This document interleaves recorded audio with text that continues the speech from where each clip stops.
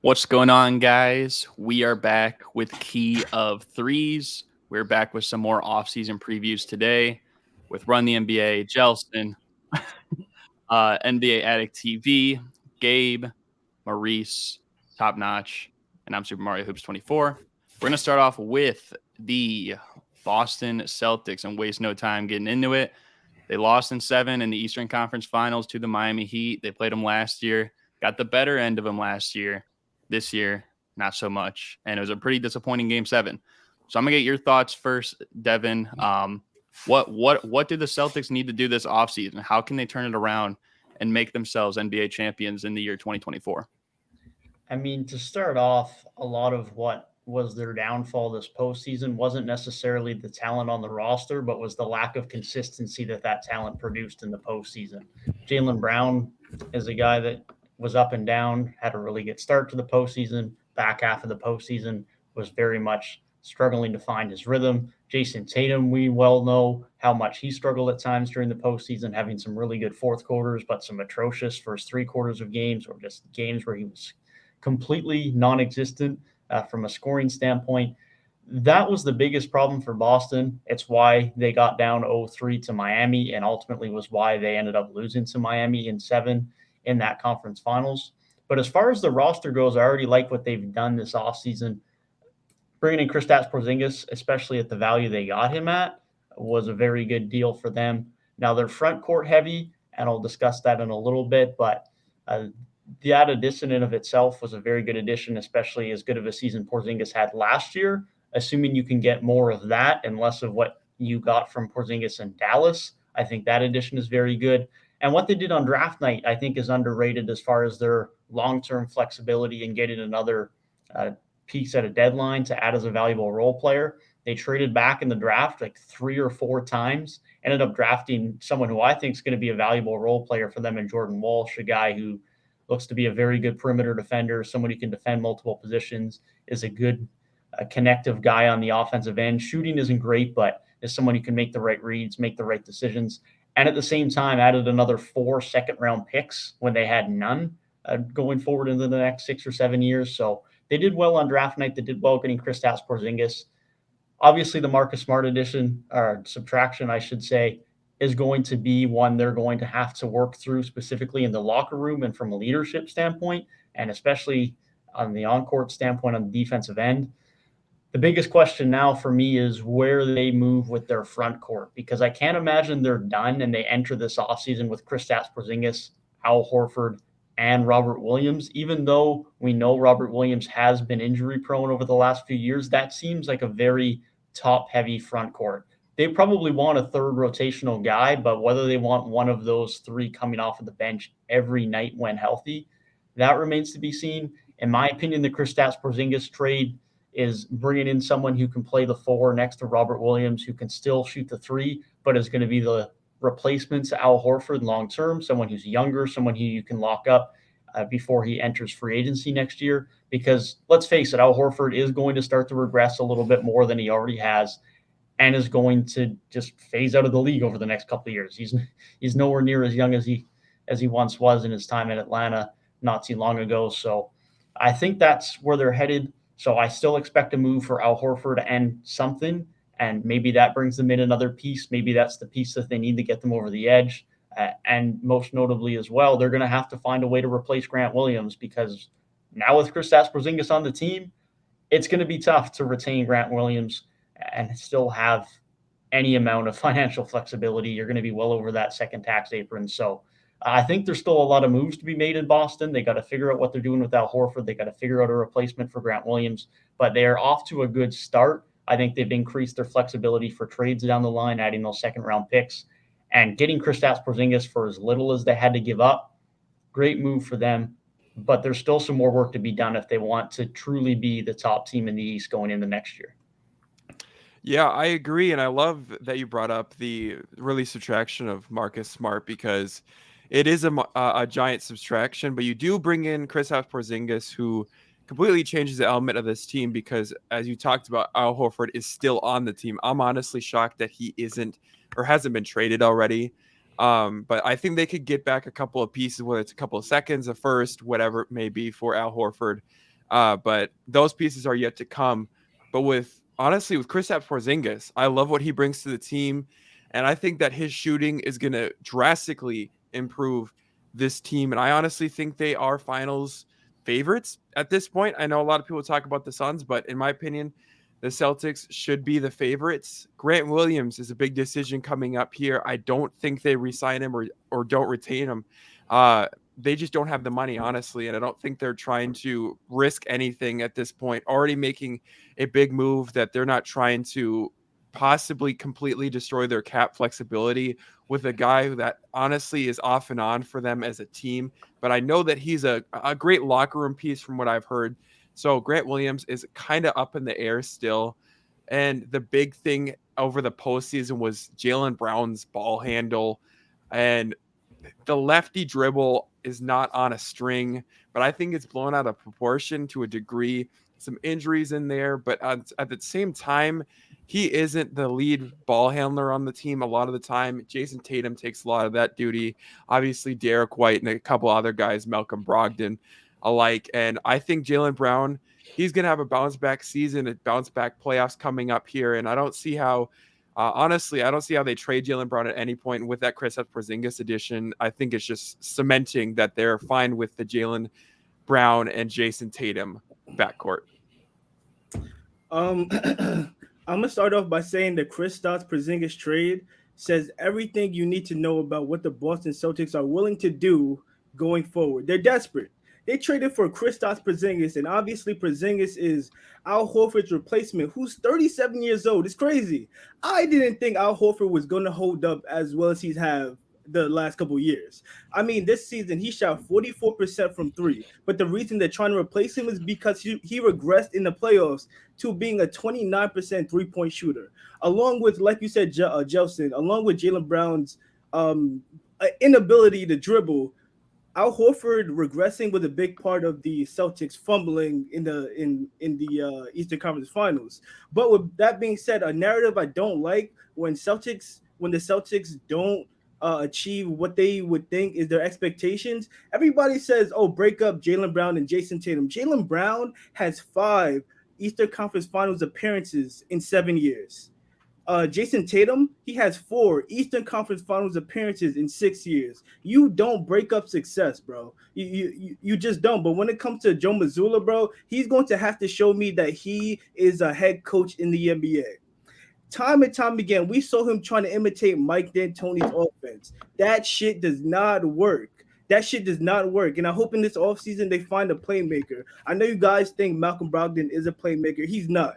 He peaked at 7 assists a game back in Indiana, and that's because he's all they had at in their backcourt. That's it. They need a playmaker because when the threes aren't falling, you gotta do something else. And Grant Williams won $20 million a year. Grant Williams, I like you. You're a great player. Plays defense. Is an outside shooter, proven outside shooter. But I'm not paying you that shit. Grant Williams, you're gonna have to find that $20 million elsewhere. I'm sorry. And you're going to absolutely have to sign Derek White to a contract extension. You got rid of Marcus Smart. You better hope Derek White can do half the shit that Marcus Smart brought to this Boston Celtics team. Yeah, I agree with a lot of what you said. I think one of your big points that really stuck with me was about Joe Mazzulla. I think overall this team, no matter really what he does, will be a good regular season team. Just given the fact that they have so much talent and their experience being a good regular season team. Year in and year out, they've been successful in that scenario. And so I think that'll go well for them again. The main 2 concerns I will have is just playoff adjustments, which they look good towards the end of the Miami series. You know, they almost made that comeback. And there were times where it's like, oh, I really like what he's doing. But there was also a lot of other times where it's like, what are we doing here? Like, what are these adjustments or lack of adjustments? You're just letting yourself go into this hole further, not calling timeouts when you shouldn't, other things of that nature that just look obviously poor. But the other main concern for me that I don't really have heard, like you guys mentioned a ton, is I don't really like their playmaking. I feel like when you look at the point guard position on this team, the Malcolm Brogdon situation is just weird, and I don't know if he's going to be there at the beginning of the season. Just because when a player is like basically in a done deal trade like that, and then it falls through, that morale is just really weird. It's like you basically got rid of me and now you want me to come back and like help you win a title. Like that doesn't feel like it's going to work very well. So I don't really like that. And then like Derek White, he's played great for the Celtics in stretches and is overall like a very quality piece that I'm glad they still have on the team. But I don't know if I want him as my primary playmaker on the team. And so thinking about that, it's like if Malcolm Brogdon's not there, and he could be, and he's a very solid playmaker to have, so it really puts them in a situation where if they get deep into the playoffs again, I feel like they could run into a similar issue where it's like they get deep and they play a good defensive team and there's a lot of turnovers and the offense just isn't smooth, and they end up getting beat by a team like Miami. So I feel like that is probably the main issue for me as can they get over the hump. But as far as what they're going to do next regular season and even their ability to get far again, I think they're going to be just fine. I also don't have a problem with this team when it comes to the regular season. I think that they're going to be maybe a little bit worse than they were, and that's simply because, chemistry fit. Marcus Smart was like the first or second or third longest tenured Celtic on the team, and that was only behind who I would think is Jaylen Brown and Jason Tatum. So obviously you lose a lot there. You lose a lot of locker room leader. You lose a big portion of the Celtics culture that they've built up until this point. But I do think that the Marcus Smart losses are a bit overblown. I think that with what they received in return, the rest of the team can make up for what, Marcus Smart brought defensively. And that's not to say that the rest of the Celtics team is slouched defensively either. Because you look at Jason Tatum, I think Jason Tatum's a pretty damn good two-way player. Jaylen Brown has his moments on defense. Kristaps Porzingis, we know what he can do on the defensive end. And, the rest of their big men, they show up when needed. Robert Williams is pretty damn good defensively. Al Horford, he's going to regress as he's getting older. But even still, I thought that his defensive performance last playoffs was at least bearable. I don't think it was a super big glaring weakness on their part. Excuse me. What I do, have concerns with this team, and it's something that you guys have already brought up. I want them to go and to get a real point guard. Derek White, I love you, bro, but I don't see you facilitating an offense at the level that this team needs you to in order to succeed. And if this team doesn't have a good to great point guard by the time the trade deadline happens in the middle of next season, then I will predict that they're going to be in the same exact spot that they were in this year. It's going to be a lot of randomness on the offense. It's going to be a lot of what the hell are we doing? A lot of drive and kick because Joe Mazzulla doesn't really have the most robust offensive game plan, which is a shame since you got one of a top 10 offensive weapon in the game right now. In Jason Tatum. But yeah, those are basically my thoughts. I really, really, really would have liked them to go and trade for Chris Paul. Don't see how that's going to happen now as they still have to pay Jaylen Brown. They're going to look to lock up Kristaps Porzingis if everything goes well. So that's out the picture now. But please go get a point guard. This team will truly be unlocked once they get a floor general point guard that can slow everything down, that can, minimize on those just bonehead mistakes that shouldn't be made at the highest level. And yeah. Hey, Celtics fans in the chat, man. 2008. I've been a long time, guys. It's been a long time since y'all won, man. Just saying, 2008 been rough. Anyways, believe it or not, I think the Celtics, how bad they played in the postseason with Jaylen Brown and Jason Tatum, they were one game away from the NBA Finals. Even all the criticism with Joe Mazzulla, Joe can't even pronounce his name, they were one game away from the NBA Finals. My team beat them because we just better than them. It is what it is. But this team is not far. They're not far. And starting with the Marcus Smart trade, I think it was an excellent trade. I think Marcus Smart had to be traded this offseason. You had him all his career since 2014, 2015. It was time to move on from him. You didn't win a championship with his era. Now you got to figure a way to move on from him and then improve your roster. And what did they do? They traded for Porzingis, which had his best season with the Wizards. But not only that, you get 2 first-round picks out of that. I can't complain with that. Shout out to Brad Stevens. I honestly think he's a better GM than a coach. That's why he's up there. Also, too, Jason Tatum and Jaylen Brown, they got to be criticized, right? They did not have the greatest postseason. Jaylen Brown averaged 19 points, 6 rebounds, and 3.4 assists against the Heat in the Eastern Conference Finals. That is unacceptable for a player who right now is about to get $200+ million on a contract extension, which I believe he deserves it 100%. But if you just show up, you would be in the NBA Finals right now. And honestly, Celtics versus the Denver Nuggets, that would have been a fun matchup. As a Heat fan, I believe that. I don't know who wins. Maybe Denver still wins, but Jason Tatum and Jaylen Brown are the only reasons why they aren't in that position. Like depth-wise, they're fine. Derek White did their thing, but my concern is going to be Porzingis just with health, and I could be wrong. I don't think he ever been in the postseason. Has he been in the postseason? Yeah. You're talking about With the Porzingis? Mavs. With the Mavs, yeah. Okay, with Porzingis, I need to see something from him in the postseason as stepping up as that third guy, and he doesn't get injured, right? Those are my two concerns with him. Like regular season's cool, and I still have to see that with him as being that third guy. In Boston, it was cool. He was the only guy out there. He was performing, doing his thing. Now you're gonna have less shot attempts. You're gonna have to do different things to help this team win. Let's see it, you know. And then also Derek, going back to Joe Mazzulla. I think that coach, to me, I think he's just one of those coaches that like he just his attitude is just makes me hate him. How he walks in press conferences and how he acts is just like I hate it. Like I'm rooting for you. You're like I'm not rooting for you just because the way he acts during press conference timeouts and stuff like that. It's corny to me, bro. And another thing before I leave. I hope Jaylen Brown does leave the Boston Celtics. I hope he leaves his team. They disrespected with him when they try to trade for KD. And I think this will juice up the NBA. Jaylen Brown leaving up the Celtics. Woo, free agency will go wild. Go with Ime Udoka, which you know you good with. Go with the staff that you was balling with in Houston and go have fun and be that number one guy. Leave Jason Tatum. Leave all these boys. And the funny thing is, there was a tweet of Jason Tatum giving Marcus Smart all the love, and Jaylen Brown, he was silent.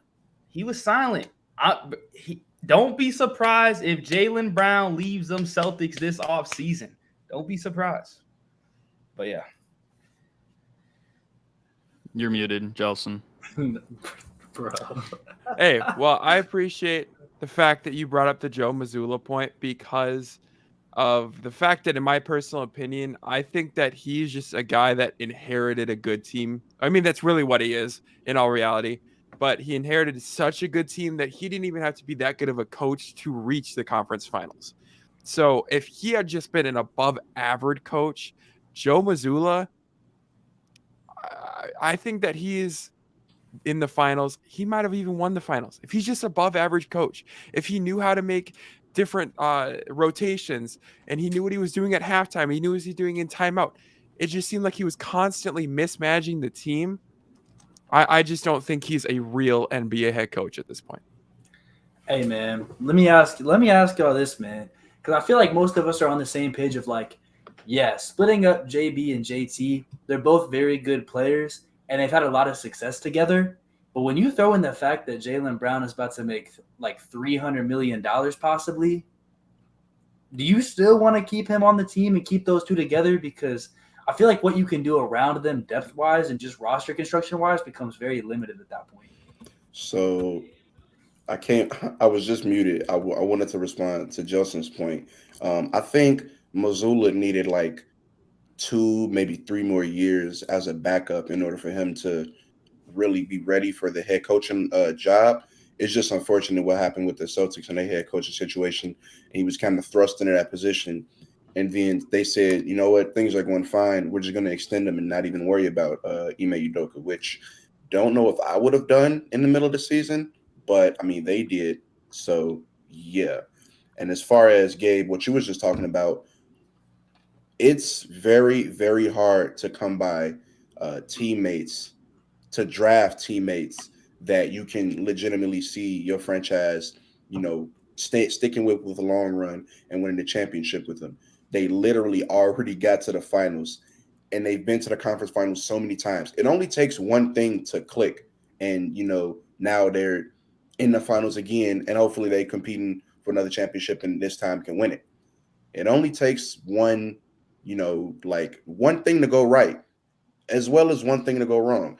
And I don't want the Celtics to do anything too hasty as far as, them being frustrated with the lack of, championships, especially with however many Eastern Conference finals that they've been into in the past 6-7 years. Unfortunately, it's not magic. It's going to take effort. It's going to take work. It's not going to happen overnight. I think they keep putting in that work.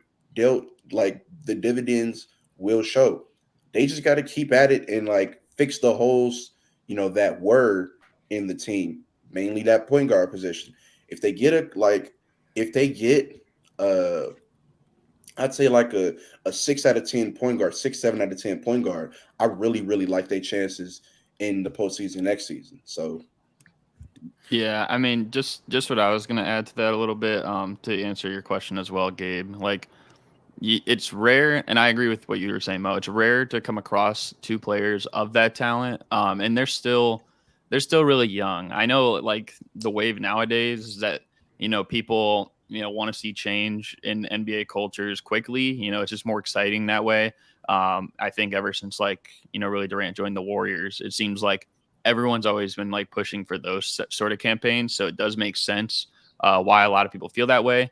And maybe there is some truth behind the scenes that we don't completely know about if Jaylen Brown does see himself in a better light in a different situation. But what I will say is if you're the Celtics, I don't think it's, out of line. I would be willing to give him that $300 million just because they're still both so young and you could still have this foundation with them for the next 7-8 years. And I think they've put good enough pieces around them. And, sometimes, like Mo said, sometimes you get unlucky. And I think that one of these years, they seem bound to break through. I mean, Dirk eventually did. Giannis eventually did. The Nuggets this year, they eventually did. They were together for 8-9 years. So it could be bound to happen if they stay true to it. But, I mean, I could see where you're coming from. I would personally, though, I think the $300 million, I wouldn't really think twice about that if I was in that position. It might be more exciting if he left, but that's just what I would do if I was Brad Stevens. I mean, to be honest, you're not finding a duo that has a combined 9 conference finals appearances. I mean, sometimes it really is a tweak of the ankle that separates you from holding that Larry O.B. and speeding home in the new Bugatti with Marvin's room on 100. It's really just a tweak of the ankle. Jason Tatum is healthy that game. They could have made it to the finals. They could have really pushed Jokic to his limit and came out successful. I'm giving him the bag. Let me You're say also something. giving him the benefit of the doubt. I don't know if they push Jokic to his limit, but whatever. Let me say something. Celtics ain't getting no point guard, bro. Do you see this free agency class?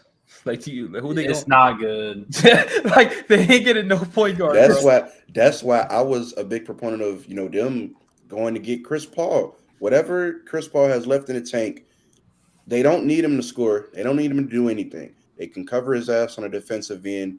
They can cover him enough to where he's not why is he out there?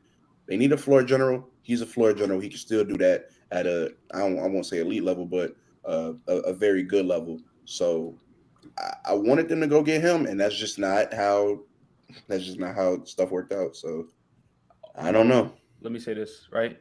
They karma. Look what y'all did to IT. You haven't had a real point guard since. Kyrie Irving, that was toxic. I mean, Kemba Walker situation, couldn't even play basketball no more. I mean, they just don't have good luck when it comes to point guards on that roster. It's unfortunate, but it is what it is. And as a Heat fan, respectfully, I don't like the Celtics because they beat us. We beat them, but we're going to see them every single year, and we'll see what's up. We're going to have Dame this year, and you're going to have Porzingis, and we'll give you that ass whooping. All right. I want to touch on the question you answered earlier, Gabe, when you talked about JB and the potential extension for him. Even though that $300 million figure that he may get is very daunting, there's no doubt about that. The way that I look at this is you have two options. Either you give him that contract or you decide not to, and you have to face the reality of what's the alternative. And so there is no alternative. as much as the $300 million figure is daunting, you can't just say we don't want to give it to him because we don't want to give him $300 million. There has to be more of a thought process behind, okay, if we don't give him $300 million, what are our other avenues to still make this team a contender?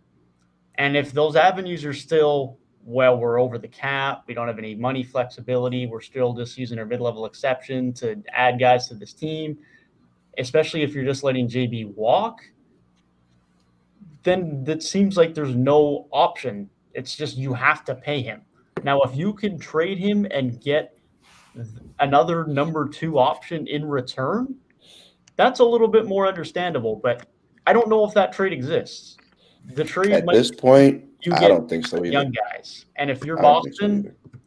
I don't know why you would make that type of trade right now. So I think there's very few circumstances, if you're in Boston's scenario right now, where I'm assuming you want to remain competitive, where you can honestly say it's a smart decision to not pay Jaylen Brown, because otherwise I just don't see how you remain near one of the top teams in the East. Yeah, and I think that's the main vibe I'm kind of getting from a lot of people just on this. Like, it kind of ties in what you said, what Trent said, and even what Reek said in chat of like, yeah, you could get off him, but this offseason is just, I feel really bad for these teams that are toward the top, but trying to add like one more thing to get over the hump. Because at the end of the day, like, there's just not a lot out there. This free agency class isn't great.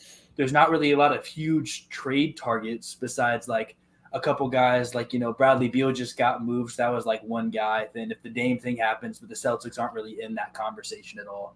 So as far as what the Celtics can do, like, there's just not a whole lot out there. And it puts them in a situation where it's like, yeah, they probably do need to get a little bit better at point guard. And maybe there are better ways to build a roster than giving 2 like forwards both this like max money, and especially $300 for Jaylen Brown, who in most people's opinion isn't even like top 10, maybe fringe top 15.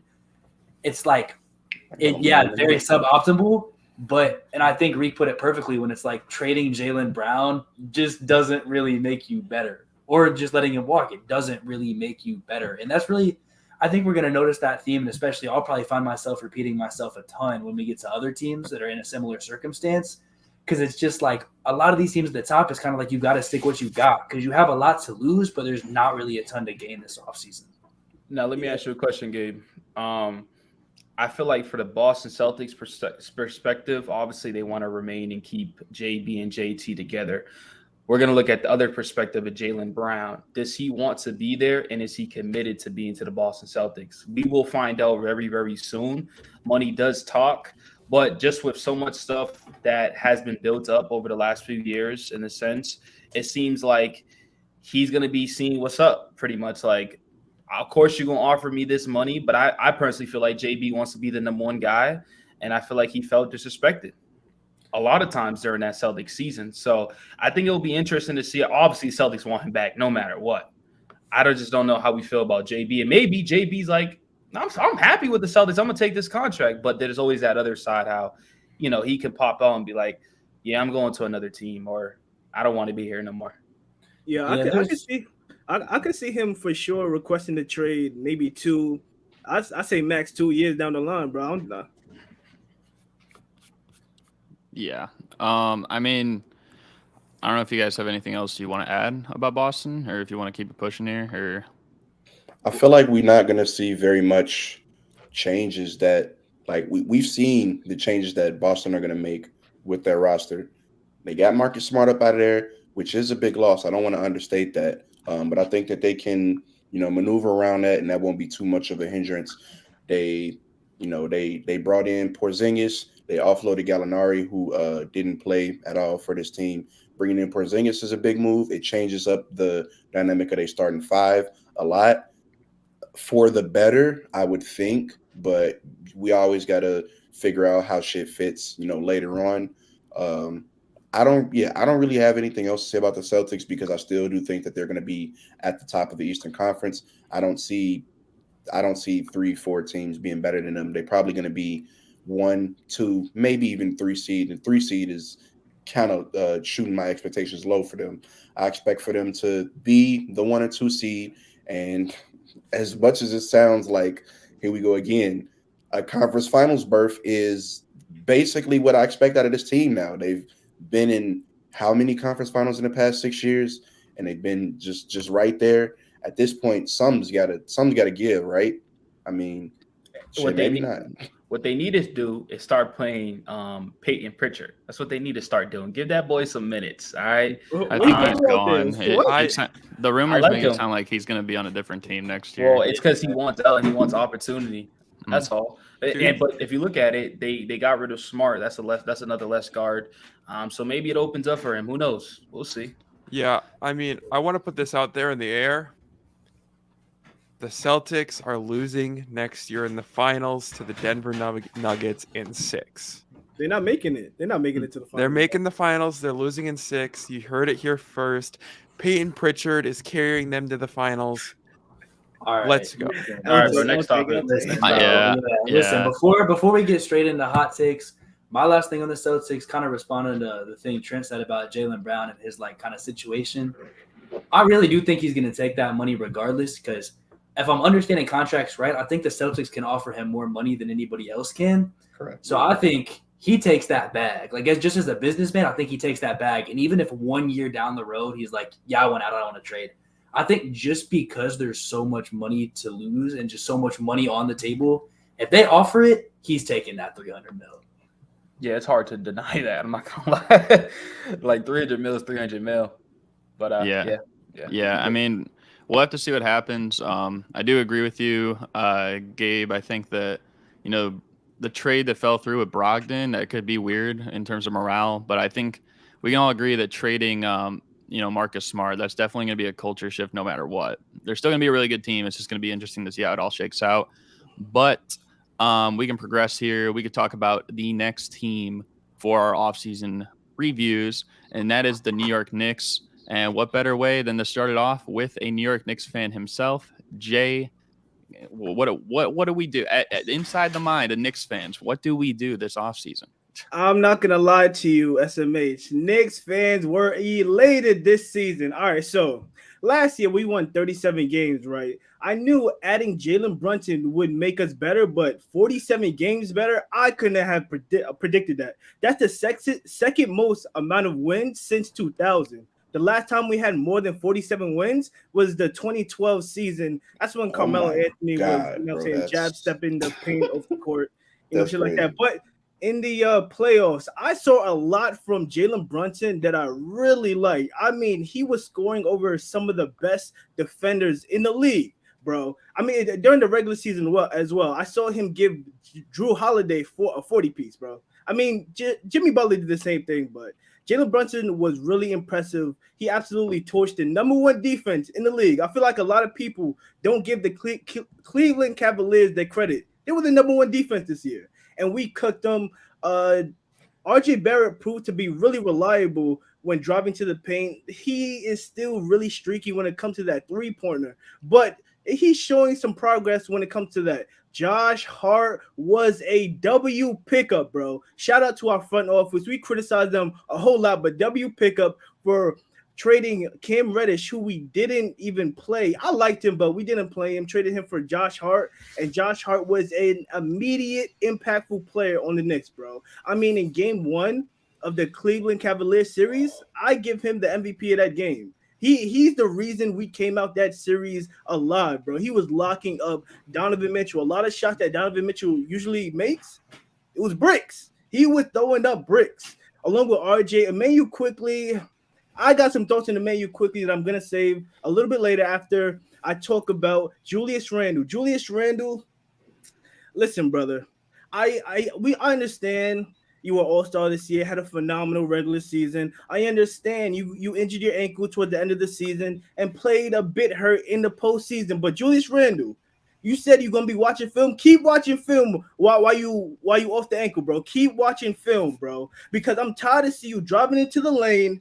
You leave your feet, make the situation worse. Throw a pass that hits somebody auntie in the 9th row, and then it has me wanting to text my therapist because when I watch you play, bro, I don't know what to do with myself, brother. I really don't. But when it comes to our free agents, Obi Toppin and Emmanuel Quickly, I like them. I have some conflicting feelings when it comes to Quick, bro. He's really good. He's really good. A bit erratic for me though. Like any night he can go off. His pace, the pace he plays with, his dynamic nature, but more often than not, you're getting a turnover machine Emmanuel quickly. Bad shot selection Emmanuel quickly. Drives to the rim with no plan Emmanuel quickly. And I'm not gonna lie, if we don't hold on to Quick, I'm a big fan. I said this on John's show. I would like Tyus Jones on the roster. If we could do something to have Tyus Jones come off our bench, I mean, he averaged 5 assists and 10 points behind John Morant. I do same production. Come to New York, brother. Come to New York. When it comes to Obi Toppin, it sucks. I feel like when Obi Toppin got drafted, Tibbs took him to the office, took every piece of skill he got, put it in a cage, and threw that motherfucker away, bro. And he left his dunking skills and his ability to shoot a three-pointer. That's all Obi Toppin is good for these days. But coming into this upcoming season, bro, I'm hype on the Knicks. I see us being once again a top 5 seed. You can't take that from us. We're gonna be another top 5 seed, and don't be surprised if we make it to the Eastern Conference Finals. Not gonna lie. You heard it here first. All right, buddy. All right. Talking about the Knicks. First off, I'm gonna start off with it. Actually, I'll start off with Jalen Brunson. I'll start off positive. Jalen Brunson, man, I don't know how they landed him. Dallas Mavericks, they really wish they had him back, but he's not back, and he's a New York Knick. I love Jalen Brunson for the New York Knicks. What he did last playoffs, leading into the regular season and how he played, and then leading into, having the Knicks win their first playoff series since when's the last time the Knicks have won a playoff series? 2014. So, yeah, Jalen Brunson, big addition. I think that they definitely want to look to build around Jalen Brunson because they got something here with Brunson, and truthfully, I don't know who else they have, who's to build around because there's so many questions. RJ, so many of the fans are willing to give up on RJ now because it's been how many years in the league and he's still basically in rookie form. Like he shows the flashes and then there's just like, what are we doing, RJ? Moving on, Obi Toppin. I mean, he's all right, I guess, but what do you foresee him being a large portion of a team that could potentially make a finals run? I don't, because as you said, his skill set is pretty stripped down right now. We don't see him handle the ball too much. We don't see him super involved on the offensive end. So it's just like he's a body, and it's good that he's a body because like that's good on the defensive end, but you don't provide anything offensively. You're not a above average playmaker at your position. You don't put the ball on the floor. You're not a great shooter. I wouldn't even say you're a good shooter. You're an okay shooter, I guess. You can finish well, but it's just like you Obi Toppin has a mismatch of skills, and they were just thrown at him and was like, you know what? Hopefully this is going to be a good basketball player, and he is a good basketball player. But it's just like where do we find a fit for him in the league? And I don't think at this point there's a fit for him on the New York Knicks. Speaking of someone who I also don't think there's a fit for on the New York Knicks, Julius Randle. That was how I was going to start off this conversation, but I want to start it off positive. The Julius Randle contract, I knew it from the minute that it got reported. I knew that it was a mistake. I knew that first year that he had in New York, as good as he was, and he was good that year. I know he was second team All-NBA. I knew it was a fluke season. I hate to be that guy. I know it was a fluke season. And as we can see, that contract just has not worked out well for the New York Knicks. So going into this offseason, they're going to try to package Julius Randle for sure because I think he's run his time in New York. It was a great little experiment when it did happen and when it was panning out, and then it didn't. And now it's just like, we don't want this guy on our roster anymore. So besides Brunson, again, I don't know what this Knicks team wants to do roster-wise, but it's a lot of changes that have to be made. And kudos to Brunson for – let me not say that. Kudos to this team for coming together towards the middle of the season, late into the season, and banding together and making this team a playoff team and even winning a playoff series. That's big stuff, because obviously not every team wins a playoff series every year. But I do see a bit of a down year next year just because there's so many question marks in the roster. What are we going to do with Toppin? Are we going to trade RJ? How are we going to get Julius Randle's contract off? What are the assets that we're going to get in return? Are we going to trade any of these people? Is Julius Randle going to be a movable contract? Probably.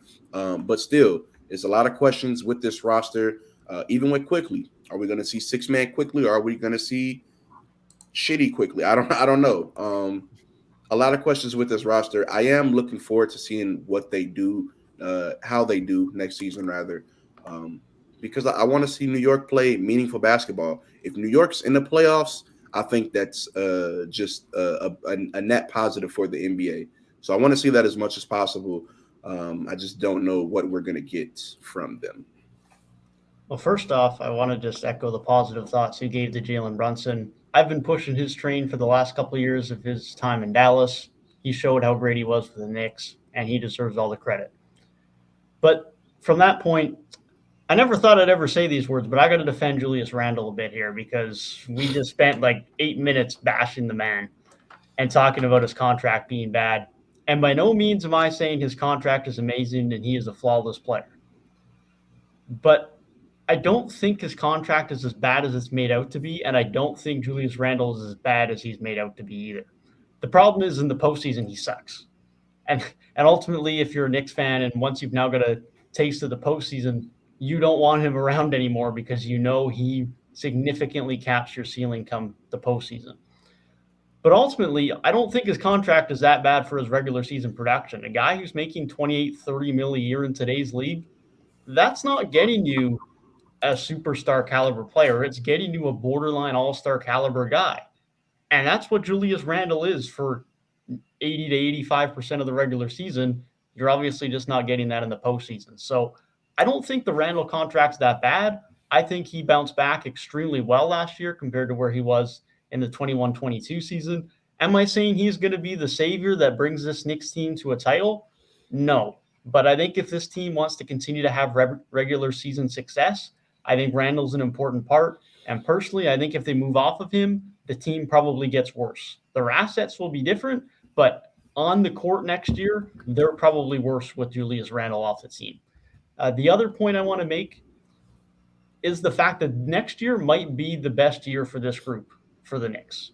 And the reason I say that is because there's no way they keep this team together. Part of that just could be because they move off of Julius Randle because they want to. But part of that is just where they're at financially. Randle's got his contract. Brunson's making a bag. RJ Barrett's extension is kicking in. Evan Fournier's contract is still on this team for another year, even though he's just a completely forgotten man at this point. That's not including Mitchell Robinson's contract. That's not including Josh Hart's new deal if he returns. And if you then extend Obi Toppin and/or Emmanuel Quickly beyond next season, there's a ton of guys getting paid a ton of money on this team. And even though the Knicks do have money to spend as far as the financial backing within the organization, that's a lot of money to a lot of dudes. And I find it hard to imagine all 8-9 of those guys are around beyond the end of this season. So there's an argument to be made that this year for the Knicks could be the best this Knicks team is going to be for a couple of years or even longer than that. So they better make the best of it. And there's an argument even more so within that to then keep Julius Randle, to keep your team as competitive as can be. Because as much as I'd love to give optimism to the Knicks fans, this team has a couple of good guys who are borderline All-NBA, borderline All-Star guys, and Randle and Brunson, and don't have a superstar. And being in the middle of the Eastern Conference is probably about as good as it's going to get unless some wild superstar trade falls in your lap. And I just don't see that right now. They just got to do the best they can this year because I'm honestly not that hopeful going forward. Josh Hart's got to be kept in, with that being said, so they can be as competitive as they can next year. But I think they're in a good spot. They're just very limited in what they can do going forward. it's funny that Josh Hart gets all this love, and I think he deserves all this love. But to be honest with you, in that Miami Heat series, the dude was a nobody. I don't know what he was doing out there. The dude kept up faking. He was not shooting the ball. It was like he was a liability out there. Now, besides that, I give him credit. Like, he's one of those role players that you would love to have on your team because he does everything, So shout out to him. But hopefully the Knicks don't overpay Josh Hart too much, because that would definitely mess y'all up. But also too, like, I like the New York Knicks, honestly. Like, we beat y'all, but I still give y'all so much credit because y'all put us down to the wire, and it was really just Jalen Brunson out there just putting all the work in. RJ Barrett, on the other hand, I wouldn't say he got better, but I'll just be nice on this. Like, he just kind of stayed the same person. If he disapproved a little bit and Julius Randle plays Julius Randle basketball, y'all beat us. Y'all in the Eastern Conference Finals. You get what I'm trying to say? So the Knicks are very, very close, and I want to give so much credit to Tom Thibodeau because in the beginning of the year, this team was nobodies. They said, you know what we're going to do? We're going to change this rotation. We're going to take people out, and we're going to do what I want to do. And what did they do? They came a playoff team, being a top 5 seed in the Eastern Conference. So that was a good thing to see. It'll be interesting to see what assets they could get off Fournier. I don't think D Rose returns.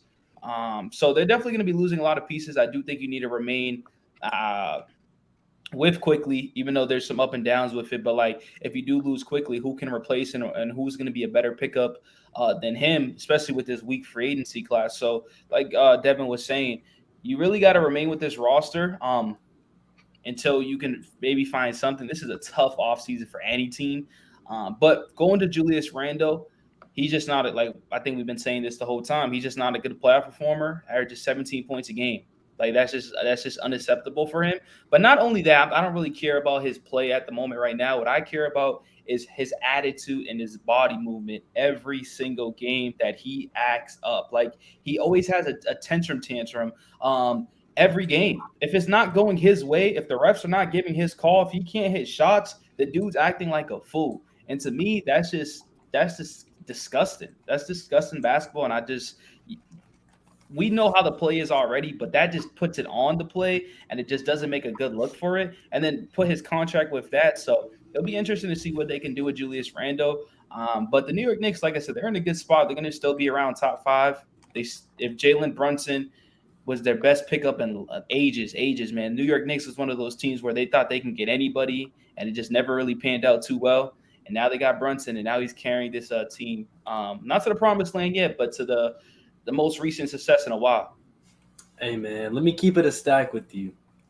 So, Jay, you said next year you think the Knicks will still be like a top 5 team, right? Hell yeah. And I agree with you. I actually do agree with you. The problem, I think, is that it really just looks like that's what the Knicks are going to be for a while. And if you're happy with that as a Knicks fan and you think that's cool, it just being a fun team, it's like a pretty good regular season team, might make a second round push. I think that's cool, man. Like, if your team has been kind of bad for a while, and then you get there, it's like, hey, that's fun. Like, the Garden is rocking. Like, we're going to have fun playoff basketball, right? Like, that's cool. But I feel like I'm getting deja vu already. I think a lot of what the other guys are saying is true of, like, how do the Knicks get that much better? Because they could theoretically – imagine the caliber of player they could get if they paired up, like, Evan Fournier's money with, like, Julius Randle's money. They could get it like a bag. Like, that's a lot of money, bro. Yeah, they could, but like nobody's accepting that package. Nobody's accepting that package. Well, then you'd have to add like hella picks, like that with like a bunch of picks or something. Like, I could see some team, because we always say that players are worth this much and this much, and we're always wrong. Let's keep it above. We're always wrong.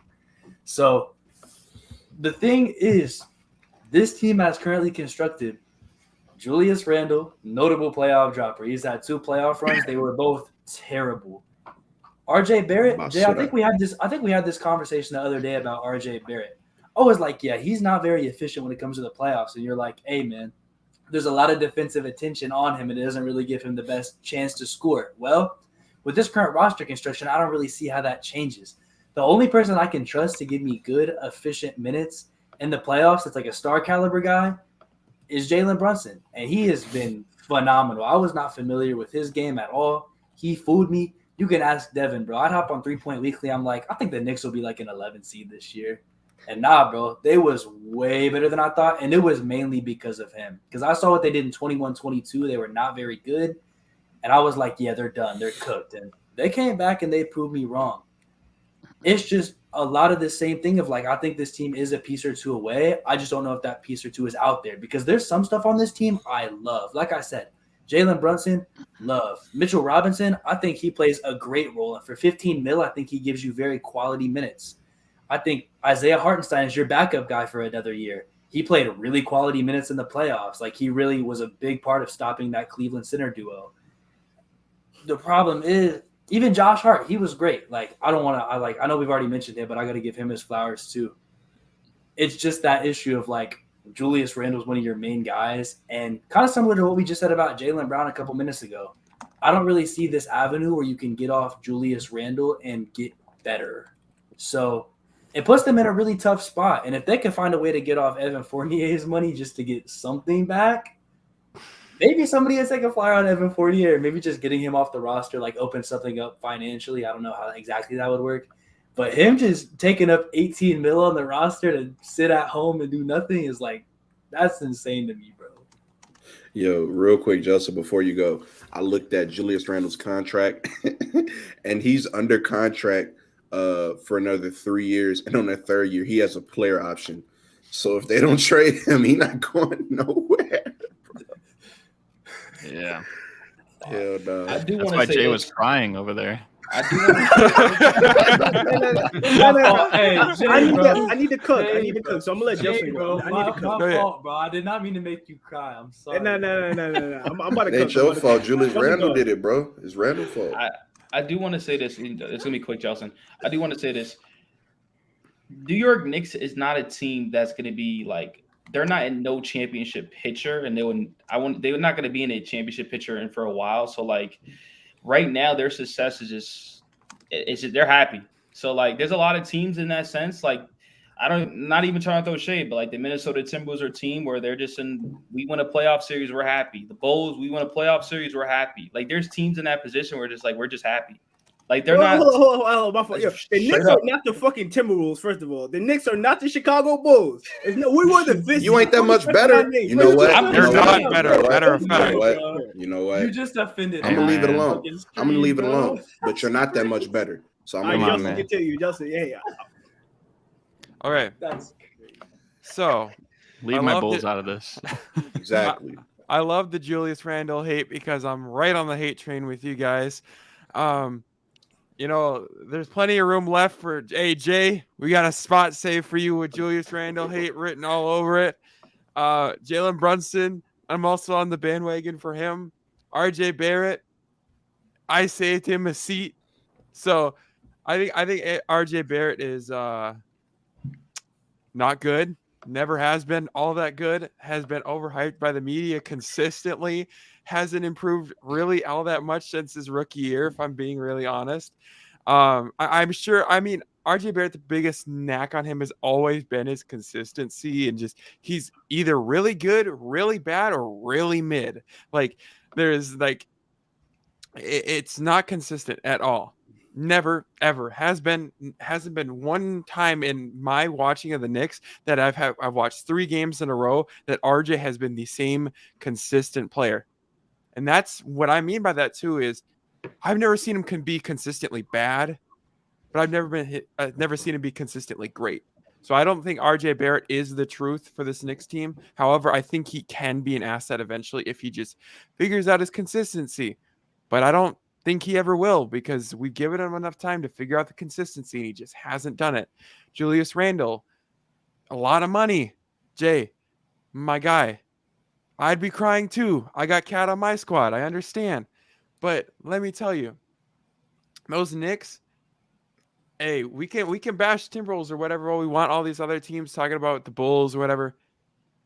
I genuinely have the belief that in 2 or 3 seasons, we'll be looking at the Knicks as a rebuilding franchise because I don't see where they go from here. I don't think they get better. I think they're stuck at the 5th seed, possibly losing in the first round. If not losing in the second round, they're not making the championship unless RJ Barrett turns into prime Dwayne Wade, I don't see that happening. So I honestly think the Knicks are stuck in a weak Eastern Conference too. They're not making the finals, and they might win a playoff series, and that's cool and great and all, because as a Timberwolves fan, I love that. But I think y'all are going to be rebuilding. I could say as soon as 2 years from now. All right, hold on. First, my bad, Gary. I'm gonna let you go, but first off, guys, how are we saying that the Knicks aren't going to get better? We have R.J. Barrett, who's 22 years old. Jalen Brunson, I believe he's around like 25, 26. Obi Toppin, IQ, they're all still young. Yeah, IQ and Obi Toppin may get a little bit expensive, but don't forget, New York City holds gravity. Jalen Brunson holds gravity. Josh Hart holds gravity. The thing is, though, Bridges, come to New York. You on the wrong New York team. I think the thing is, though, too, they say that every year. Y'all say that every year, bro. And the only free agent you've gotten is Jalen Brunson, and every single year you're just like the Lakers talking about how they're going to get the next big free agent, and they never, ever, ever, ever, ever do. All right, well, hold on. Jelson. We made the playoffs two times in this decade, bro. Two times in the last 10 years, bro. Like, come on. I mean, the Timberwolves have made the playoffs not that much either, but we're not going to come out here and say that we're going to sign LeBron James when he's a free agent. And the Knicks, I know they're a big market, but it's just not. It just never has worked out that way. You have the big market, but you don't have the big market appeal. Well, we just started becoming relevant. People will want to come to us after this season. We've rebuilt our front office. There's actually basketball minds in our front office. Shout out to Leon Rose. Shout out to Worldwide West. They're building a legit basketball team here, bro. There's no way you guys think the Knicks are going to fumble in the next few years, bro. You guys don't have a basketball mind in the front office as long as you guys have Julius Randle on your roster. Garrett, go ahead. I was just going to say, I think and I think where you're coming from, Jay, even as a Knicks fan, I wouldn't even really call it bias. I think it's fair, like for a team that has a lot of young pieces like that, to believe in like RJ Barrett, to believe in Emmanuel Quickly, Brunson, even Randall's only like 28. I think that's fair. I think just the difference comes from like just most of us here. I kind of gather that most of us maybe don't have as high hopes like for a ceiling as most of them, except maybe Jalen Brunson. And that's probably like where we differ. But I did want to ask a question because I know we kind of talked a little bit about it. Obviously, like the Randall situation, like that's probably going to be a thing for the next 3 years potentially. I don't see him unless it's maybe for Cat like this offseason. I don't see many trade avenues for him this summer. But I think like there's probably two guys that didn't really play much last year on the team that were still on the team getting a decent amount of money. Evan Fournier, like you said, Gabe, he's like they got to figure out a way like kind of just get rid of him because he's still on contract for at least another year. And then also my guy, Derrick Rose. They declined his team option. But what I will ask just in general, because we kind of talked about this a little bit with the Denver Nuggets and talked about like DeAndre Jordan and his role and stuff like that. I don't think Derrick Rose, I mean, we've seen him take low contracts in the past, but obviously there's suitors like the Bucks, the Suns. They're probably going to give him a decent amount of money there. But if he feels comfortable in New York, how aggressive would you say do you make of a push to get him, especially if you can get him for a cheap offer, just to be like that guy in the locker room as like a veteran with this team? Yes. I'm not going to lie. I'm walking up to Derrick Rose. I'm handing him a bag of Cheetos and be like, yo, you want to come back?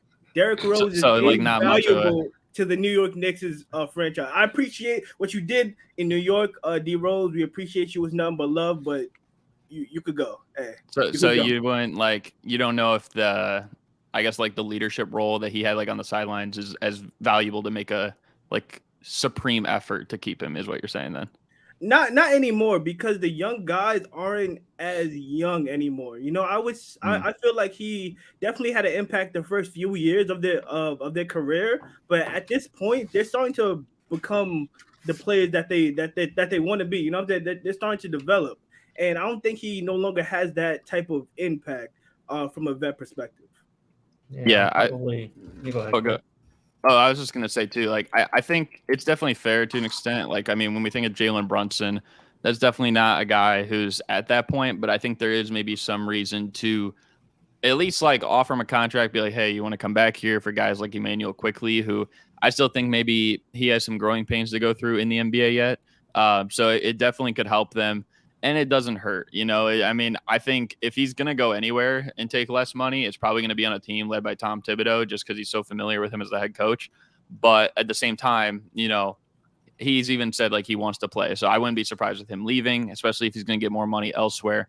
But I just wanted to like throw that out just because like we've seen other guys, whether it's like a Haslam role or DeAndre Jordan role. And if he's accepting to that, then maybe it could still help them moving forward. Because it is hard sometimes when you have like a big locker room guy, you may have like a breakthrough year and then you lose that and you're like, well, what just happened? And then you kind of have like a down season. You know what I mean? Yeah, I feel you. I think it's definitely understandable to want to give him a vet minimum, but like I don't think you're doing anything more than that at this point in his career. And like you said, Garrett, I'd imagine, especially for a guy who's been cut short of so much playing time during his career, I'd imagine he just wants to go somewhere where he gets a chance to play at this point. So I'd be surprised to see him back. The other quick point I wanted to make, Jay, in your defense earlier when you were talking about improving the roster, potential for agency signings, I don't think free agency is an option. I'm going to keep it a buck. I don't think the money's there. I don't think the appeal's there. Where I will play devil's advocate with you, though, and see that the Knicks do still have some upside is the fact that they do still have a plethora of future firsts. So maybe there's something down the line if something does open up where they could package a Fournier just to match salaries and a Barrett and a Randall and a bunch of picks, and they can get that guy that they need that might push their ceiling a little bit higher. Now, is that going to be enough to be still a contender? That remains to be seen. But like if Donovan Mitchell becomes available in a couple of years, maybe he finally wants to get to New York, something like that. At least that option is still there. So there is still an avenue to become more than just perennially in the middle of the postseason mix in the Eastern Conference. But I think that's probably the only avenue. I don't buy the Knicks being a free agency destination, but those future picks that they have, if they have the avenue and the opportunity to use them well, is a way that they could push the needle at least a little bit further down the road. I don't know if it's going to be up to the top of the East, but at least there's an option there. Yeah, I feel like our front office has done a good job at collecting assets and not like jumping too hard on like some of these players that do requested trade or like some of these free. Like we're not being as thirsty as we once was. We're doing a way better job at that. But I do believe, I know you guys don't think that New York is a destination and things like that. But speaking from a Knicks perspective, I think that. Say it again, Mo. He said it definitely is a destination. It's just in the years since Melo, it's just y'all haven't had any real reason for superstars to want to sign in free agency. Y'all have been mediocre, and then you have to pitch your idea to a superstar first, then get a co-star. It just hasn't worked in the past in the post Melo years. And I think getting away from that, you build a few goodwill seasons with the rest of the league, build a few more goodwill seasons with, this team and your fan base, and then you can bring in one of those free agents that you guys have wanted for the past 10 years, because who wouldn't want to play in Madison Square Garden? Who wouldn't want to be a New York Knick? Thank you, Mo. New York is a vibe, bro. I feel like they saw how passionate the fans here are about basketball. They're gonna want to come to New York. I'm telling you, bro. We are a destination. Let me ask Garrett a question. Where do you want D Rose to play for? I'm glad you asked that, actually, because I was just gonna get to it. Like, see, me personally, I was just asking that question to see if you guys think the Knicks could have, been there for used him as a mentor as well. But I personally want him to leave, obviously. I want him to play somewhere. I want him to get big minutes. I feel like if he goes to Phoenix, I mean, their bench isn't really that solidified, especially right now. He could definitely get big minutes. If he goes to Milwaukee, they have a lot of question marks. I think those are the two ideal situations where I think he could thrive as a player. He could get important minutes, and he could still contribute at a solid level on really good teams. So I would say either of those two situations would be great for him. probably if I had to choose between those, I would just say the Bucks, just because I'm closer to that, and I could go see him play in person, especially if they are in the finals next year, and that would be pretty cool. So probably the Bucks first. If it wasn't for his injury concerns, he'd be starting on the Suns. So yeah, and I don't even mind that, honestly. Like him coming off the bench, it doesn't mean anything to me as long as he's getting like big minutes, as long as he's making big plays, and he's showing that like a team needs him to win. Like that, like that's the biggest thing to me, like that I could ask for as a fan of him. Man, I'm glad my player's still playing. All right. So before this turns into a Derrick Rose, if he was the Lakers, he wouldn't. But whatever. Okay. Before this turns into a debate about Derrick Rose and Russell Westbrook, I want to add this to what Jay and Mo were talking about. For sure, New York as a whole, every sports team they have extremely passionate fans. Everybody knows that, but it at this day and age, it's almost like, who wants to go to a team that, they have passionate fans, but as soon as you take one wrong step, they're stepping on a picture of you after a postseason game or a postseason loss? Who wants to do that? We've seen this. Like, I know we're a NBA, we're talking about the NBA, but like MLB, the Yankees, we've seen this in years past with them. They were great for a long time, albeit the fact that nowadays players, it's not as big of a market anymore because they don't want to be booed as soon as they take one misstep. And it's the same way, in my opinion, that's going to go with the Knicks, because we saw it over the postseason that they are not appreciated. They're only appreciated to the limit of their greatness and not to their bottom of the barrel play. And to an extent, that's fine, because as a fan base, you expect great plays and great players. But at the same time, as a fan base, you have to understand that all these guys are human.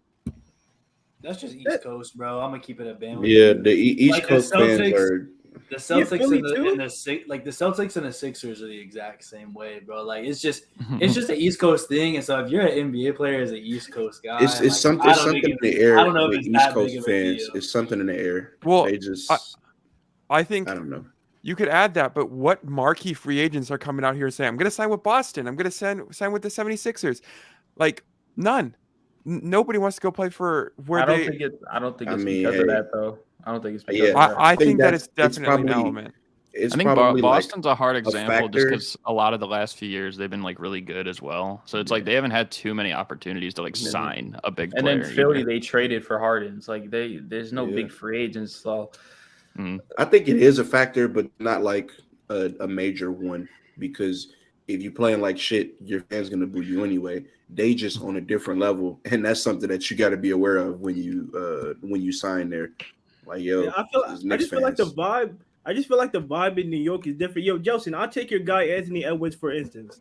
He was in an interview and he said, "What's one team that you want to that you want to go off on?" And he said New York, the New York Knicks. He said that playing in the Garden, it's electric. It's just different from anywhere else that you've been, bro.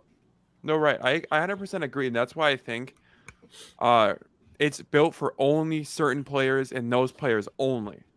Like we only want those players. But I think the difference is there are so far and few between players that are like that you're never going to consistently be a great team in the NBA at this point.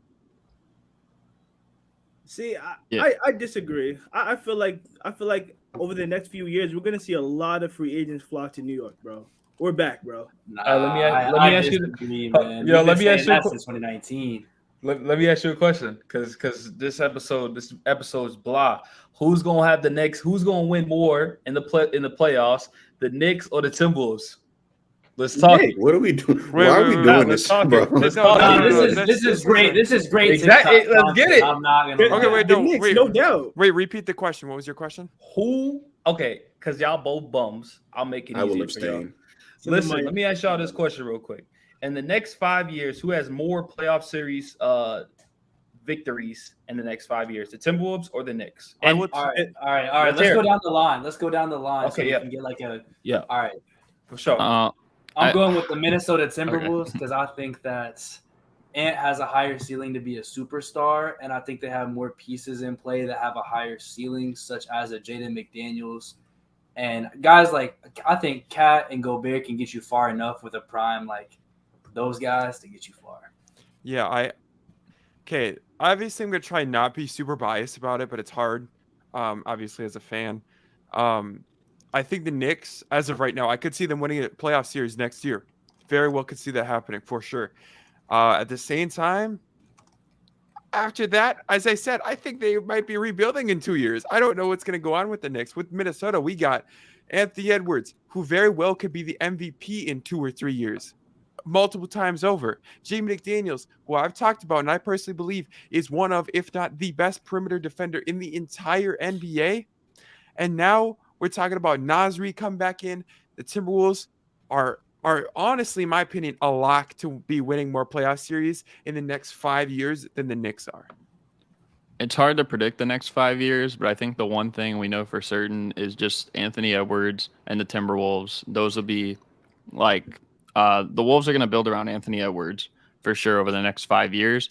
And I don't know if I feel the same way about Brunson and the Knicks. And I definitely don't feel the same way about Randall and the Knicks. So I'm counting on Anthony Edwards just as a whole. I think he has even more steps to take up. And yeah, I'm going with the Wolves. Bro, I don't think y'all I'll say this. I got you, Jay.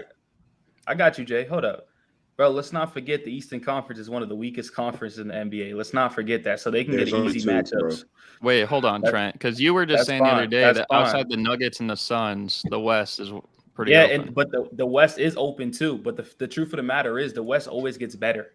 The East always stays mid, no matter what. The East is better than the West right now. I don't know if you were saying that the other day, but okay. Let's go to Jay. I also agree with that. West is kind of top heavy, but that's not what we're talking about. The West is cheeks. What are we talking about? You know what's crazy? Every take I gotta say, you got something to say about it too. It's funny. But anyways, let me finish what I gotta say, bro. The East, Knicks are gonna win a playoff series with more playoff series than the Timberwolves. Let's keep it a buck with you, bro. Thank you. The Timberwolves are not. The Timberwolves, they're just not good enough to fuck. Like they have to have high seeding. Like if they're not in the Knicks high seeding, yeah, I mean, dude. Hold up. Yo, if the Timberwolves have a high seed, I'll give it to them. But we got to see that. If they're 8th seed, if they're gonna stay around 8th seed, 9th, 10th seed in the playoffs, they're gonna play the top teams of the league.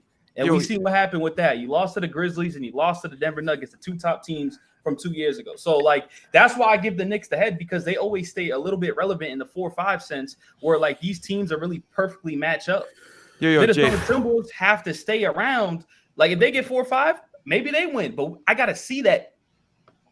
Thank you. I just want to say, I don't think you guys are realizing that we beat the #1 defense in the league without Julius Randle, bro. We lost Emmanuel quickly in that Heat series, bro, or maybe before the Heat series. We're fucking good. When we're healthy, we can beat some of the best teams in the league. We were giving the Celtics problems in the regular season, bro. My team problems. Give us more respect. My team problems. Yo, we would have spanked y'all if he was healthy. We would have spanked y'all, wiped y'all off the map. Let's keep it a buck. We beat y'all. So, but my thing is, if Julius Randle and RJ Barrett play up to their thing, y'all beat us. I can see that. All right. Yeah, I think. Let's. I mean, we're getting a little sidetracked, but was I next? Yeah. Was I next? Mo, go real quick, and then Devin. In the next 5 years, give me the Timberwolves to have more playoff victories. I see them as a team with a higher ceiling and a higher floor than the Knicks. The Knicks are in no man's land, and it's kind of hard for me to gauge them. And for the Timberwolves, at least, I see a path to where they get eventually to the levels of being an elite team in the West. Yeah, I mean, we're talking 5 years. Give me the team with upside. That's the team with a future superstar and one of the best two-way wings in the league moving forward, and that's the Timberwolves. So I'm going to take them. Hey, y'all are crazy, bro. I can't wait until we get to the finals and the Timberwolves still struggling to get out the first round. Yeah, well, we'll see what happens. But why don't we move across the state, into Brooklyn? I believe Mo and JELSON, though, you guys have to go. Or yeah, we got to get on up out of here. Had JELSON stuck. Appreciate y'all, everybody who tuned in. Had nothing to say with my point. I'm still waiting. Guys, go check out Mo and JELSON in the description below. Appreciate y'all. Peace. Out of here. Alrighty. Oh, shit. Jeez. All right. But yeah, let's move across the state a little bit. I kind of want to mix it up. I'm gonna throw Trent on the spot real quick here. Nah, I'm not going first. Oh, you're not? Okay. Well, Nah, Gabe, because Gabe hasn't gone first yet today. Give me your thought. The Nets this season was very weird. Obviously, starting with KD and Kyrie, so much drama. Then they get Mikal Bridges, who looks like the face of the team now. They got a lot of young pieces, some veterans as well. But tell me, like, moving forward with the Brooklyn Nets, what is going to happen? What do they need to do to keep this success, moving forward? Because second half of the year, it felt better from I guess like a culture standpoint, but obviously they weren't as good of a team. What do they need to do moving forward? All right, let me keep it a band with you on this one, man. The Brooklyn Nets, they got to blow this thing up, but not super quick. And this is what I mean by that. There's a couple guys on the roster, and most notably Mikal Bridges, who I think playing through next season, if he continues to play the way he played this season, he's going to raise his trade value immensely. However, outside of him, I don't know if I see this franchise acquiring another star of even his level, let alone somebody even better than him. Because I feel like they might be just a little bit too good with the talent they have to get like a top pick. And even if they did, that guy might have a little bit too much age difference with Mikal Bridges to really make that work timeline-wise. But I do think that Mikal Bridges is set up to have a phenomenal season, and I could easily see him being an all-star player, and not even just like an injury replacement guy, just like a no doubt this guy is on the team. I think with that said, playing through this season, at least to the trade deadline, and letting him increase his value and just whatever other younger guys are still on the roster, even if you can give Cam Thomas some shine and see what he's going to give you, maybe keep him around long-term because he's still pretty young. See what Cam Johnson gives you. See if you can flip him because he's a guy that a lot of contending teams would want. I think you just let those guys build their value and you play the long game. And then by the end of the season and going into next offseason, you just get as many picks as possible and you really start a fresh rebuild. I think they're going to be a fun team to watch this year. I think they'll have some fun teams and they'll have a lot of moments where it's just like, okay, they got outplayed and they weren't the more talented team. But I think things aren't too dark in Brooklyn. I think they came out of the KD Kyrie era looking about as good as they could. They got some really good assets in return. So personally, I'm going with go for a long-term rebuild.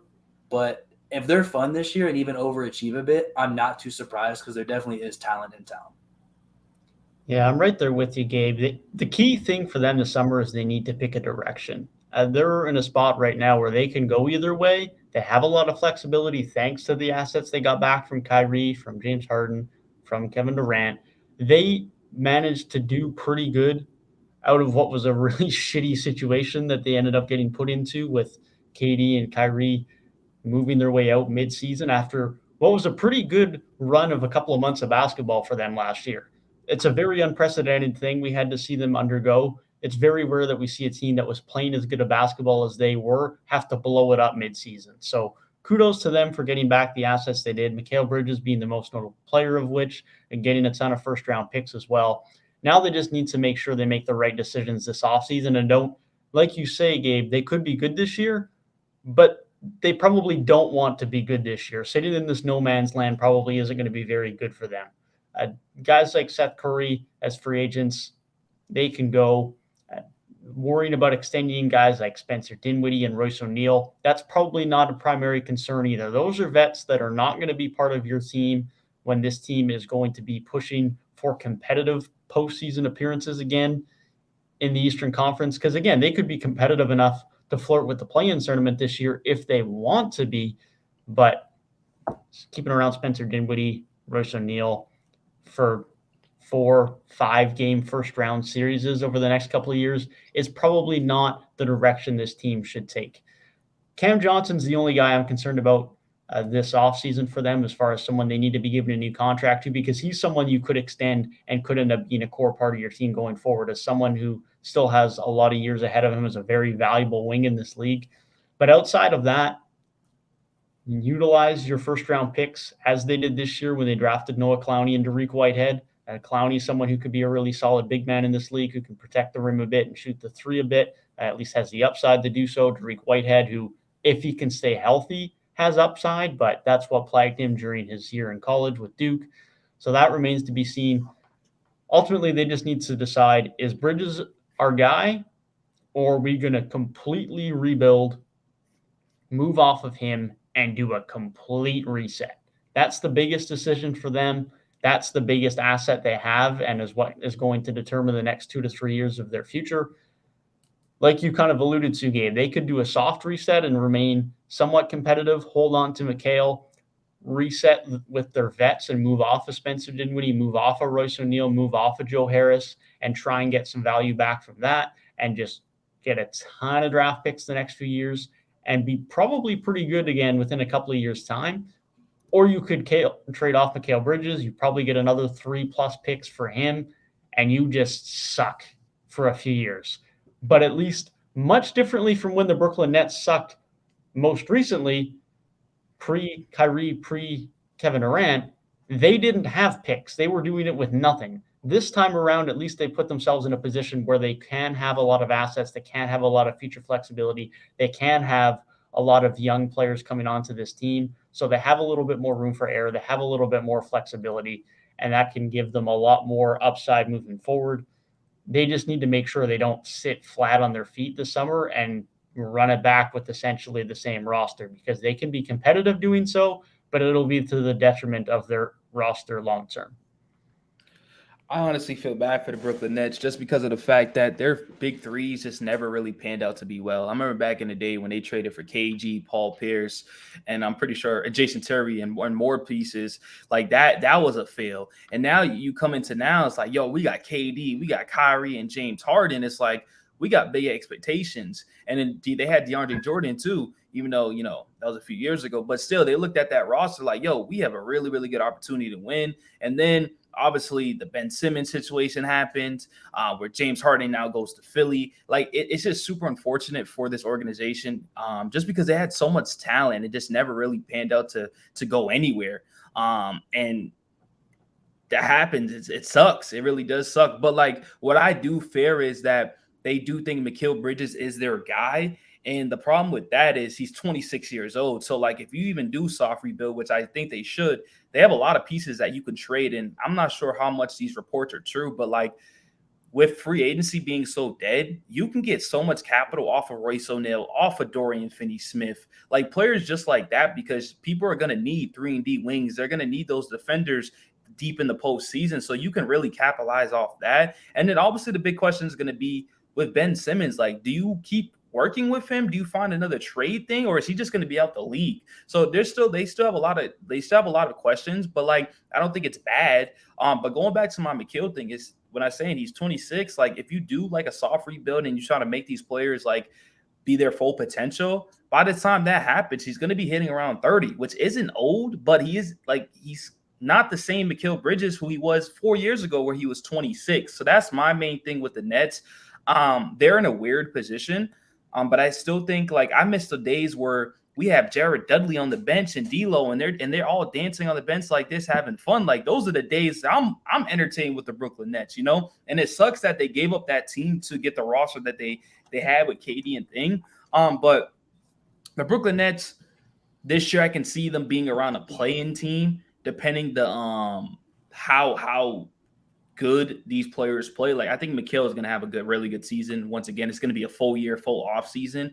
Also with Cam Johnson, it's like they're looking at him around maybe like 100 mil, 80 mil around there. Maybe they give it to him, maybe they don't. But with that, maybe Cam Johnson, I keep saying this, and maybe I just want it to happen, obviously, is I want Cam Johnson to go to Houston personally. So we'll see what the Brooklyn Nets do, man. Hopefully they just go back into that era where not just having fun, because that's not what the NBA is, but we all know, man, those benches back in the day, they were lit, and that's when D'Lo was actually a solid basketball player. I don't know what happened now, but Brooklyn Nets, they're just the middle of nowhere. I find it crazy that y'all are so willing to get off Mikal Bridges just like that. Bro, he's 26, and the history of the Brooklyn Nets, you should know they're not going to do that. They've been so thirsty to be competitive. They're not letting go of Mikal Bridges. And I will go as far as to say Mikal Bridges and Cam Johnson, maybe Jaylen Brown and Jason Tatum 2.0. I mean, those two are really good. Mikal Bridges was starting to find his rhythm at being an on-ball offensive player. He took his career high in shot attempts when he was in Phoenix, and when he touched down in Brooklyn, he was taking 18 shots a game. He's comfortable being him. And Cam Johnson is a knockdown shooter. Bro was shooting 44% from three when he was on when he was on the Suns. And the only thing with Cam Johnson that I don't like is that he struggles to stay healthy. He only played 42 games last year, and throughout his career, he peaked at 66 games. If he can stay healthy, and Mikal Bridges is on the team, I think those two are going to be an insane dynamic duo. But when it comes to the vets, I'm with you guys. I'm moving on from Dorian Finney-Smith. I'm moving on from Royce O'Neal, and I'm trying to see if I could get and Spencer Dinwiddie. Let me not forget him. Spencer Dinwiddie as well. I'm going to see if I could get some type of dynamic young point guard that could really help out this team. But I'm high on the Brooklyn Nets. I can see them being competitive for years to come. There's no way that they soft rebuild or rebuild at all. And that's the problem I have because they need to. I don't think they do. Why? Because they're in the middle of nowhere. What do they like?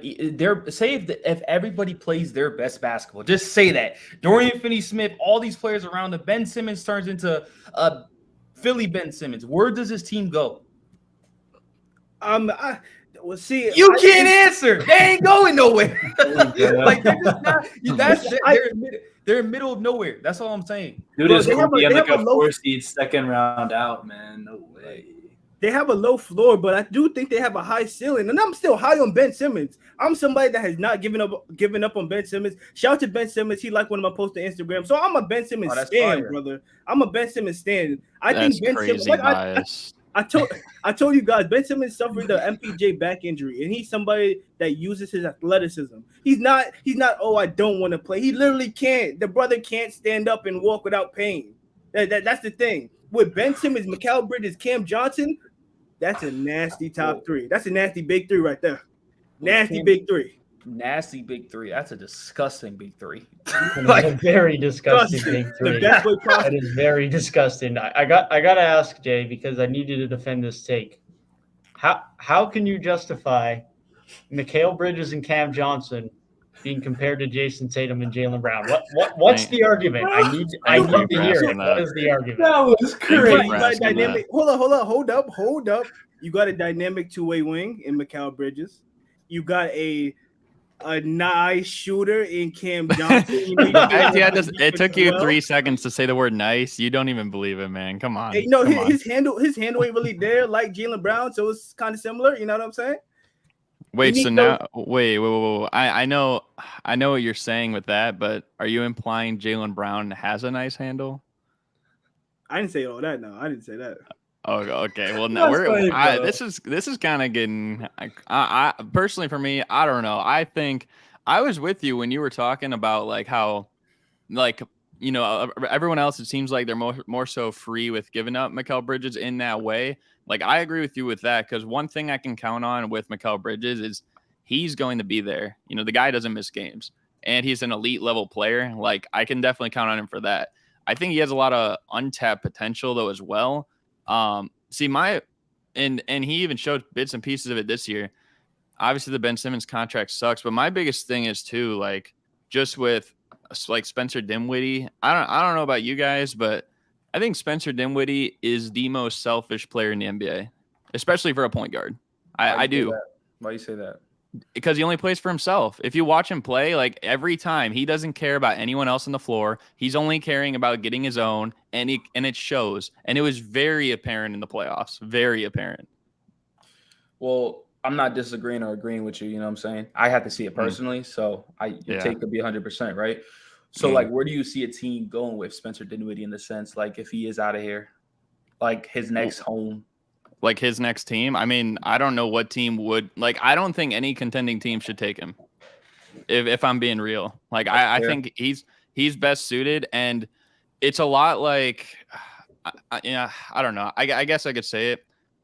Like, I feel like Christian Wood isn't a ball hog. I'm not saying he's a ball hog, but I feel like it's the same type of player where it's like they're really beneficial on bad teams and maybe building a culture up and bringing that excitement and being those kind of players. But I don't think Spencer Dinwiddie, if you have like Mikal Bridges is a young star and Cam Johnson's a young star, and if, you know, Cam Thomas like continues this or anything like that, like the young players on the team, Nick Claxton, Clowney and all this stuff. Like, I don't think you can keep Spencer Dinwiddie on this team, even if it's for cheap. Like, I just don't see him being the guy, like, as a key player on the team, I will say. Even if he's not starting, if he's the 6th, 7th, even 8th man, I feel like that's a huge disadvantage for a contending team just because of the way he plays. And that might just be me, but just the way I've been watching him play, like I can't rely on him for that. I really liked Spencer Dinwiddie before pre ACL tear, but after that he's been pretty mid. Yeah, he definitely had a bit of a regression there. My whole thing with like the direction of the franchise and why like it sounds like I'm probably more free to get off of him is just because, and I think Trent was kind of alluding to this in his point, is like, what's their peak here? And it's like, yeah, Brooklyn always wants to contend, but at the end of the day, he's 26. And while I think you could get a decent haul for a lot of the pieces on this team, especially a guy like a Dorian Finney-Smith or a Royce O'Neal, it's just what that looks like and the kind of teams that are going to be taking them on. You think you're probably going to be getting more pick equity as opposed to players in that situation. And so going in that direction, it's just like anything you're going to build around Mikal as your number one guy, because you're probably not getting a superstar for what you have and you're not going to be bad enough to draft one. If you're building around Mikal, I don't feel like your peak is a contender. He's a great player. And I think he could even be like a phenomenal number 2, even close to being a 1B on a top tier team. It's just the fact of what can they build around him? Because Ben Simmons, while he has a big contract, his value is not high enough to trade for a top guy. And I don't think Ben Simmons is ever going to get back to being a top guy himself. Nick Claxton is a little bit closer in age. He's only 24. So if you're going to build around that, like, he's fine. But then, like, beyond that, you saying Cameron Johnson can be the next Jaylen Brown is wild, my guy. I got to keep it a band. Like, I've just never seen that ceiling out of Cameron Johnson. He's had some great games, but the seasons that I've seen Jaylen Brown put together, I mean, at this point, Cameron Johnson has like 3 or 4 years under his belt. And I have not seen him be like a Jaylen Brown level player. It's not fair. He hasn't been able to play consistent games, and he's been playing behind Buck and CP and them boys. All right, well, he hasn't had the opportunity, is what I'm saying. I got you, Gabe. Just for your take, the opportunity. We're going to see this upcoming season. We're going to see if he's really compared to these dudes, because that take is out just crazy. Well, I'll give him the benefit of doubt and have a full season behind his back. We'll see a full season. But I want to ask you guys, and we can move on from Brooklyn, is I look at teams. Jimmy Butler can win you a championship, even though he hasn't. Curry can win you championships. These 1A players can win you championships. Is Mikal Bridges a 1A guy who can win you a championship? Because if that's the case, you can stay with him. But if he's not the case, you have to get someone better than Mikal Bridges to be that number 1 guy. And where is that going to start with? You can't trade him because you can't do the AB now. So now you have to draft someone potentially, right? And you know how long it's going to take him to be that guy? So like, I just don't see anywhere where this is going to go. If you believe Mikal Bridges can win you a championship, that's the goal at the end of the day, or just win one playoff series, just being nice. Like, can you see it? Because I can't. Yo, Top, I'm not gonna lie, you're not gonna like this take, but I think Mikal Bridges is on the same level as Jimmy Butler, brother. All right, next episode. No, okay. That's crazy. I'm gonna be honest. No, that is give kind him of the wild. opportunity, he can do what Jimmy did, bro. I'm gonna say at this point, I think that's a crazy take. I think he could get there one day. I think there's a lot of potential when it comes to Mikal Bridges that like we've only just started seeing in the back half of a year where there was already a lot of dysfunction the whole year long, and he still put together a really solid showing in the last 2 months with Brooklyn. And even in the playoffs, like I thought he played pretty good. I know like some of the games he didn't play too great, but other games like he looked really good. So if we see like, it's hard to judge based on that. I think the general consensus is this guy can put up like the first option level numbers. It's just a matter of, can you be first option championship level player? And I think he has the tools to be that. It's just a matter of if it's going to happen.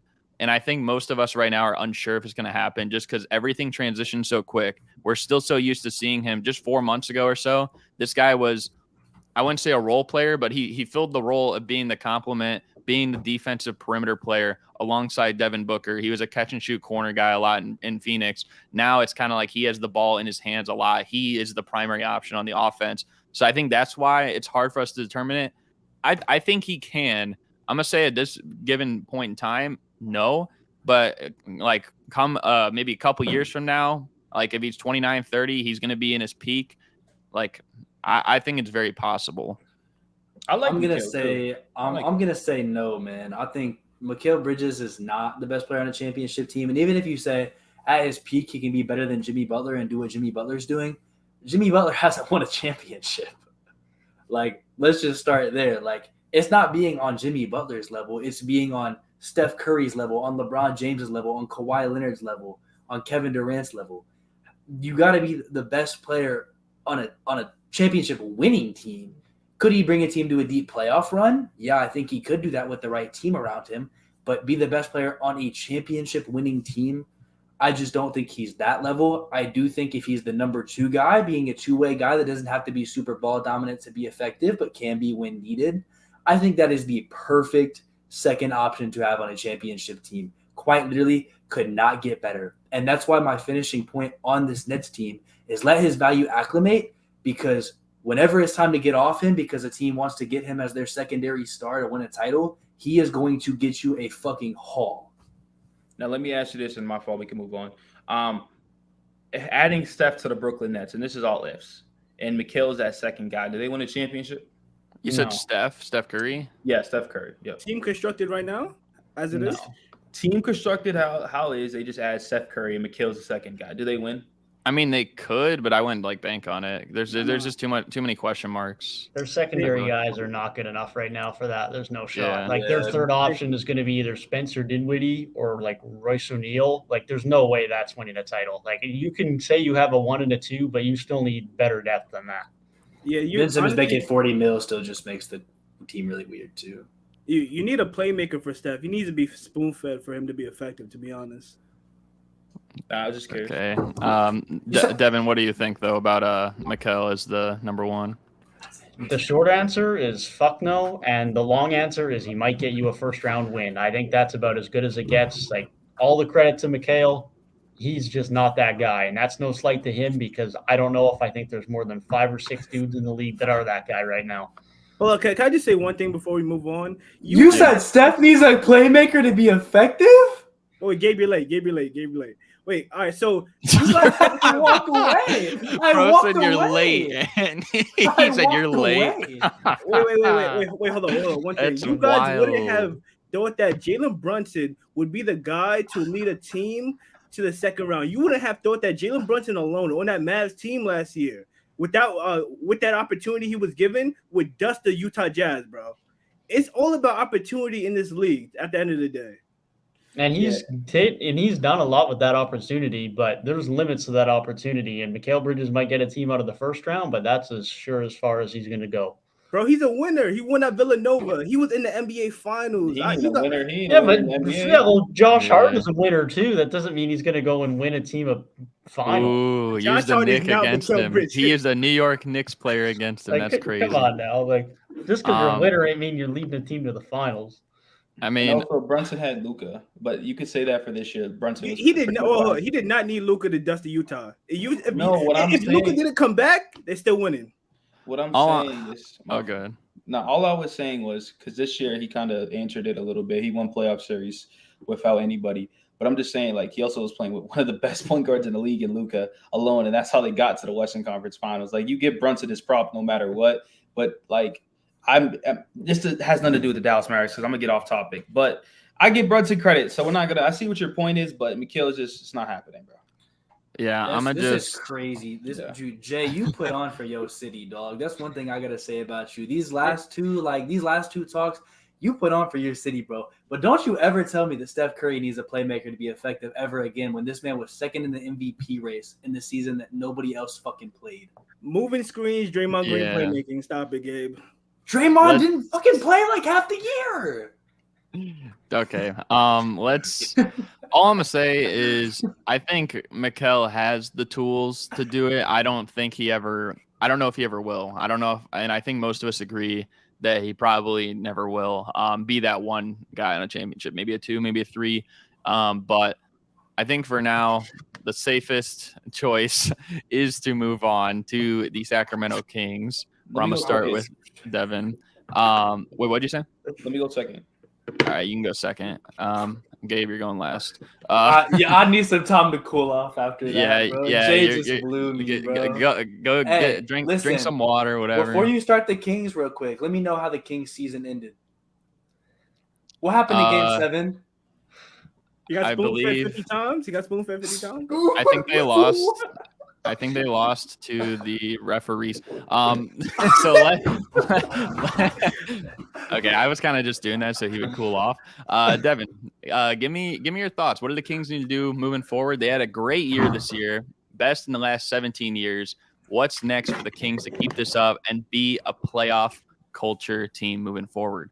Yeah, I mean, like you say, I got to start off giving kudos to the Kings last year because a lot of us had hopes that they would make the play-in tournament last year, and they ended up being a 3rd seed. Now, of course, they lost in the first round. I don't even want to slight them too much for that because there was some disappointments in there. The shooting wasn't quite what you would want it to be. Sabonis wasn't as good as you would want it to be. They took the defending champs to 7 games in their first playoff series in 17 years. So I'm going to give them credit for that, and I'm going to give them credit for their great season, and I'm especially giving credit to the duo of De'Aaron Fox and Domantas Sabonis, who are by far and away the 2 best players on that team.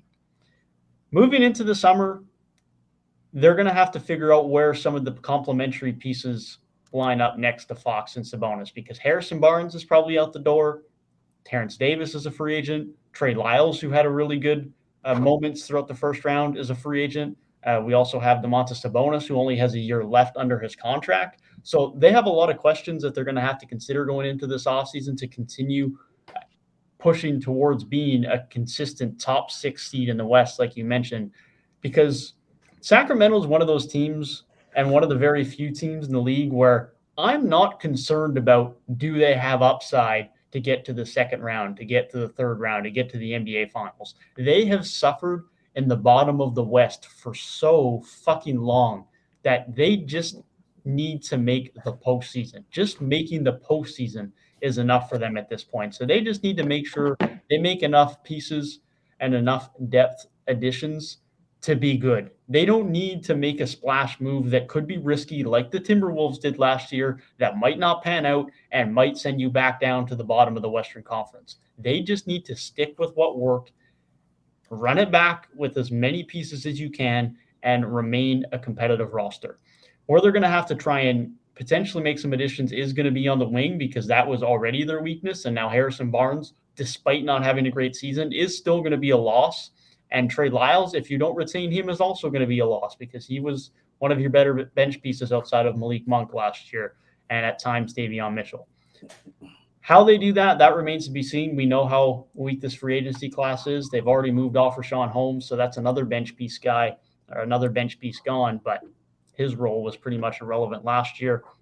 And they're going to have to see what they can do, whether they look to get in the trade market for an OG Anunoby. Maybe that's an avenue they try to explore, although I still don't think OG's getting traded. Maybe they look at a guy like Dylan Brooks for a team that has a lot of shooting but does struggle on the defensive end. Maybe someone that is more defensive oriented is someone they're more interested in. So there's going to be a couple of wings like that they'll look to bring in, and that needs to be their number one priority because wing play was already the weakness, defense on the wing especially, and bringing in someone to replace Harrison Barnes is going to be important.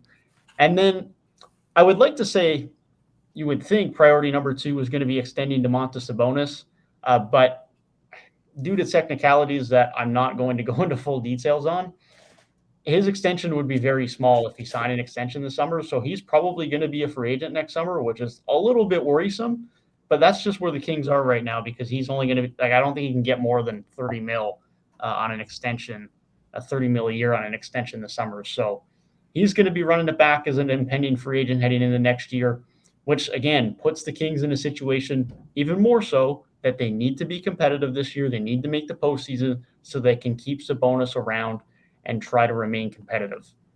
The only counter argument to that, which I know you've made at times, Garrett, is do they try and sell high on Sabonis? because Sabonis didn't have a very good postseason. He's never really been that good in the postseason. In his few stints in Indiana in the postseason, his offensive game is very limited. His scoring, especially, is very limited. So how they transition forward with him is probably the biggest potential wild card of the offseason if they really wanted to make a splash and go from, instead of just running it back and committing to being good, potentially making a splash and trying to be great. If they wanted to package something and move off as a bonus to get better, that's the wild card move they could have. I personally don't expect it. I personally would advise them to just run it back and not risk anything and just continue to be good. But they have the options. This is the first time in a long time where the Kings have positive options moving into an offseason. Someone might actually want to sign there in free agency. They actually have a reason to be believed in heading into next season. And that's the biggest thing for them right now. I mean, they've spent 17 years with no hope going into any season other than some potential false hope they might make an 8 seed. And finally, we have some reason to believe in that. So credit to De'Aaron Fox, credit to Domantas Sabonis, and credit to their many good shooters and role players last year that were all playing a big part in them having as good a season as they did. Maybe they can get out of the first round next year, but as long as they can get a wing, I think they're going to be good. I think they can make the postseason again. I just hope we don't see them fall apart right away. I want to give credit to Mike Brown. Mike Brown came to this team and changed it. You know, I feel like we got to give credit to him before all these other players. Mike Brown, gotta love him, man. And the you could see pre-games, you could see during timeouts, you could see just when he's just out there, you could feel his energy. The dude is like yelling at his players, but I can feel it through the TV when I'm watching the postseason. That's what I like to see from a head coach. So shout out to Mike Brown. But also, I'm going to go a different direction with the Sacramento Kings. Like, yeah, they haven't made the playoffs in 2006. This is, I believe, 2006, right? This was a huge moment for them to be in the postseason. Like, you got to give them props. But for them, their free agents are huge. They're big losses if they don't retain them. Harrison Barnes, in a sense, I'll get to that. But just looking at Metsu, looking at Trey Lyles, and looking at Terrence Davis, these are all big pieces in that Warriors series, right? So, like, if you don't retain out of 4 of those guys, and I haven't even talked about Harrison Barnes, who's in your starting lineup, that's 5 guys. I'm not sure what's their contract's going to look like. I'm not sure anything. But you got to bring these players back, because if you don't, it's going to be interesting to see who you replace them with. And I'm pretty sure there'll be, you know, a top team in the East Western Conference once again, because just how their pace, they're like one of the quickest teams in the league. They do 3-point shooting. Like, they're going to be a top seed no matter what. But you need these players back. And with this free agency class so dead, replacing these pieces is going to be interesting. And then just losing Harrison Barnes, if he does leave, that's another tough loss, even though Harrison Barnes is up and down. But you can't forget, he's another veteran piece who he's another veteran piece in the sense who been in the postseason, who been in the NBA Finals, who been in this environment. Even though he folds up in the postseason a little bit, it's a little wild. But those are going to be tough losses. But also, Sabonis is mid. He is mid, and this team will not go nowhere if he can't generate a consistent jump shot. There was points in times where Kayvon Looney, the whole playoffs, the whole postseason, he's exposing the Sabonis. Sabonis was soft. And like we all know Draymond Green is whatever you want to call him. I like Draymond. But like Draymond stomped him right in the chest. And after that, like even before that, but like the dude just wants no parts. He was a liability on the offensive end. And for the Kings to have him as your second best player, that's a problem. De'Aaron Fox is going to do what he's going to do. That boy was clutch in the postseason. That boy was going back and forth.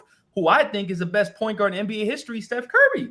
He was going back and forth with that boy, you know? And the games were close. There's a reason why the game went to 7, you know? So if Sabonis just plays regular season Sabonis basketball, they win that series easily. He just couldn't do that, you know? And then they got destroyed on the board count. That's another big problem, mainly because of Looney. But like, my thing is keep the core together. I love what Malik Monk does coming off the bench. Bring back these pieces because you're going to need them. And Sabonis, I'm hoping you're in somewhere right now working on that jump shot. And I'm not, and all he has to really do is get a consistent mid-range, because now they'll respect him. If they respect his jump shot, that opens the offense up a little bit more for De'Aaron Fox, attacking the lanes and going to the hoop and getting easier, more buckets. The fact that they don't respect it, it's kind of back in the day where Russell Westbrook, where they're just leaving him open, and what they're doing, they're just crowding the paint, and it's hard for him to score. And so when you have Sabonis like that, I'm being nice. Get that mid-range going, and this team will be fine, right? But if he could step it out a little bit and be 34, 33, 35 at the three-point line, that's just going to make their offense a little even better. So it's really on Sabonis. I don't see them trading him, even though I think it's a good point. I think they're just excited that they're in the postseason. They finally got here. They got Game 7 on national television. Like, that's huge against the Golden State Warriors, who were the defending champs. And even going into that series, the Golden State Warriors were the favorites, but let's not forget, the Kings were up 2-0. They were up 2-0. They were 2 games away from winning it all. And the Warriors just they just outplayed them in a sense, So the Kings are in a very iffy position. If they don't capitalize in this free agency, and when I say capitalize, just bring back their own guys, they're going to be in trouble. Shout out to the Sacramento Kings, man. Haven't made the playoffs since 2006. That's wild. Shout out to Mike Brown as well. I love that the fact that he brought some of what the Warriors do and implemented that with the Sacramento Kings. De'Aaron Fox, although he shot 32% from 3 this year, he showed that jump shot, especially in the mid-range area, is deadly. If he didn't injure his hand late in that playoff series against the Warriors, we may have seen the Kings come out of that series, bro. And when I think about Harrison Barnes, let him go. Let him go. He did what he needed to do with the Sacramento Kings, develop the young talent, be a mentor, be a leader, show them how to win. And he did that. And my free agents that's on my wall, I'm targeting is Kyle Kuzma. I'm seeing if Grant Williams want to come. And I'm seeing if Bruce Brown wants to pull up as well. Those 3 are my go-to free agents. The Sacramento Kings have the 4th most cap going into free agency with $35 million. And with those guys, I think the Sacramento Kings right now, their offense was historic. In fact, the best offense in NBA history last season. They need to look for defensive pieces. That's why I like Grant Williams, can still space the floor, but still guard bigger positions. Kyle Kuzma is an average defender. He does stretch the floor. He's an underrated rebounder as well. I don't think a lot of people talk about that. And Bruce Brown is just a dog. I mean, he can cover all bases for the Sacramento Kings.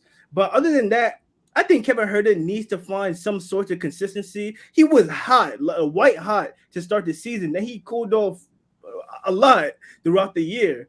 And I love what Malik Monk, like you said, Trent, he's a spark plug off the bench. He's the punch that the Sacramento Kings were looking for when De'Aaron Fox isn't in the game. And when they're both in the game, man, that chemistry that they have, the fluidity, it's awesome to watch.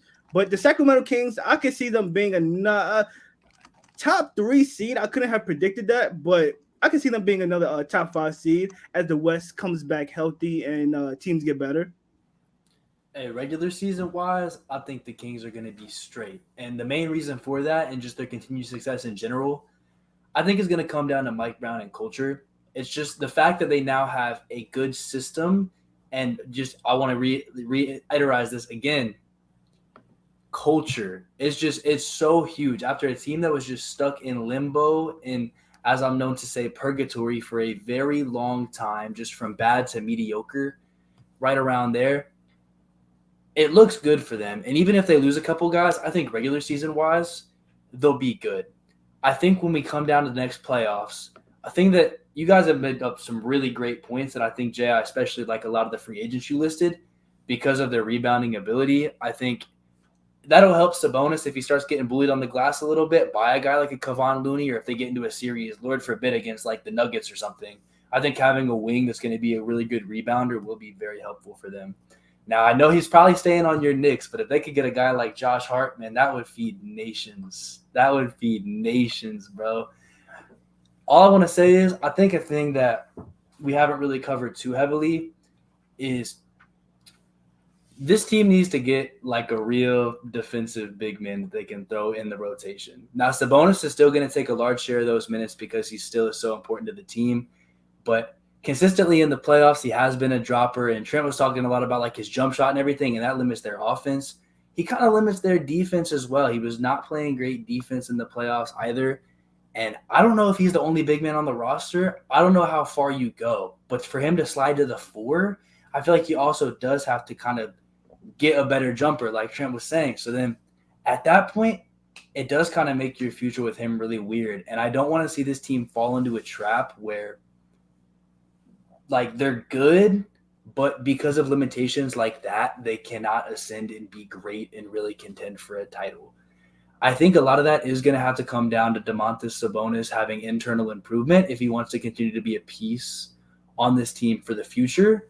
But as of right now, I think they keep it slow. They keep it steady. Because at the end of the day, this is the best the Kings have looked in a long time. Just 18 months ago, they were a laughingstock for the Tyrese Halliburton trade. Everybody roasted them for it. And where they are now is a lot more positive than what we've seen in a long time. All you guys gave your props. So I don't think you hit the panic button, but I would like to see some internal improvement from Sabonis, a good rebounding wing like Jay said, and then them also add on a second big man who can really just be a big body to throw out there. And I think they could be really well reinforced for a good run next year. Yeah, I just think like, and I kind of want to touch on something you said. I guess first, like, Jay, like the free agents you listed, they would have to, if they could find the money and if they could, get those guys, I believe they'd have to let go of a couple people. But like, if they did do that, like those would definitely be ideal people to target. I just don't know how realistic some of them are. Like, I think Bruce Brown might be like best case scenario if you find the money and can even like get him on the team, or maybe like a Josh Richardson. But I just don't know how much they're going to actually obtain this free agency that's going to like help with the culture. I think they need to definitely bring back Harrison Barnes. And also, like, they have a lot of guys down here like Terrence Davis, Alex Len, Trey Lyles, Metu.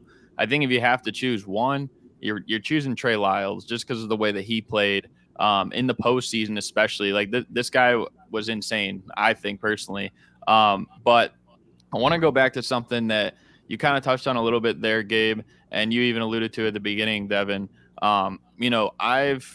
I've been saying this ever since for about a month now, and it seems tough because the Kings, they just had their best season in the last like 17 years. But I think personally at this point in time, it would be a good decision for them moving forward to trade Domantas Sabonis while his value is high. And I'm saying that because we even talked about his contract, how next year he's a free agent, right? But he's coming off easily his best regular season of his life. I know in the playoffs he still underperformed, but even if you look back to other playoff performances, this still looks pretty good compared to those. So I think all that being said, and this is why it's unfortunate, and I'm gonna give your Heat props, Trent. It's kind of unfortunate just because I think if the Heat, let's say they lost in the first round against the Milwaukee Bucks, I think there would have been more room for them to pull off, or at least find a way to pull off a trade request, even throwing in a couple other guys to get Bam Adebayo on this team, because I think Bam would actually be a really good fit with 2 former college teammates and an athletic big that can also pass, that can also defend. He is a little bit smaller in Sabonis, but I do think it helps him in a lot of ways. So I guess obviously that doesn't seem on the table right now just because of the way that he ended the year. But I guess what I'll ask you guys is, do you think maybe the Kings, even though, like I said, great season they had over the last 17 years, easily the best one, do you think the Kings right now should move on from Sabonis while they can and his value is high? Or do you think they take that risk that maybe in the offseason, let's say next year they're not as good and he does leave? What do you guys think? I'll go first on that. Personally, and I was going to ask this question before you asked that. Mm-hmm. Are you going to, and it sucks because it's hard to say this, but if you get the right pieces, maybe, but what players are you going to get off a Sabonis trade to make this team better? And I know right it's now, I know it's kind of on the spot, so we probably won't know. But that's the thing. That's what I'm questioning. Where can we improve? Because Sabonis is, I'm not going to put his ranking out there right now, but like you said, in the regular season, dude's a hooper. So like you got to find somehow, or maybe just maybe a better fit. Who knows, right? I think it's a good fit. He needs to work on himself internally. But like, you need to find someone that's better than Sabonis because they want to take the next step. And I feel like if you find someone worse, they're going to be maybe not in the postseason after this. I don't know. So I personally think you keep Sabonis, and he just has to work on himself. I'll that's just throw what I out, was. this real quick, Gabe, and then I'll let you go. Just as an idea, maybe, and this would even, they'd probably get more back for him just because Sabonis compared to this player at this point, Sabonis is going to be seen as the better player. Yeah. But I think a guy like Wendell Carter can contribute a lot of the same ways that Bam can, maybe not as good, but you can also maybe get a couple other pieces with that, maybe like a couple picks, whatever. Maybe that's an option. But go ahead, Gabe, and then if you want to respond to that after Trent or whoever, like you guys can. Yeah, no, I don't know. Like both the teams you mentioned, I don't really know why they would want Sabonis. More on like the main point of would you get off of him right now or later. I think Tripp pretty much sums it up well, and it's just like it seems to be the theme of this whole stream and all these teams we're talking about. What do you get this offseason that makes them better? And when you're Sacramento, not all franchises are created equally. If you're out here playing my team and you're just some team with like a top 3 player in the league or something, and you can just like throw around pieces and experiment with stuff and you're like, oh, we'll be fine. You know, that's one thing. When you're a team like Sacramento who has something so precious that you haven't had in so long, and this is kind of what I was getting at earlier, you don't, at least to me, you don't want to take a chance and ruin that. Now, could that kind of come back to bite you in the ass in 2024? Yeah, maybe. But at the end of the day, if Sabonis walks, yeah, I guess you could get value for him now. But, like, if he's going to be a guy who's going to end up limiting you, keeping him in the long run, I mean, this culture is so good, I think they could find a way to replace him. And I definitely see the argument of, like, well, if he walks for nothing, if then nobody comes in to fill his place, you might be screwed. My thing is just, while you have this winning here, and while it was only your first time being in this situation, I think you at least let it play out a little bit longer and at least one more season and see how it goes then. You don't want to hit the panic button too quickly and just kind of ruin what you had. The Kings haven't made the postseason since 2006. I'm not getting rid of Sabonis. He led us to the promised land with De'Aaron Fox. I'm not messing it up. And with the Kings, they play a very specific style of play. A lot of dribble handoffs, things like that. And you need a playmaking big at the top of the key. They're going to take over the league. I'm not getting rid of Sabonis. They ain't taking over shit. I agree. They're not taking over anything, but I agree with your point, Jay, that for how they want to play and specifically for how De'Aaron Fox is thriving the most in his offensive game, Sabonis is key. He's one of the best screeners in the league. He's one of the better passing bigs in the league. He's very good in dribble handoff options, whether it's setting the screens, whether it's slipping out of them, whether it's rolling out of them. He is so good at allowing the Kings shooters to get open and allowing De'Aaron Fox to get into his mid-range game and allowing Fox to get downhill and towards the rim to get his floater up.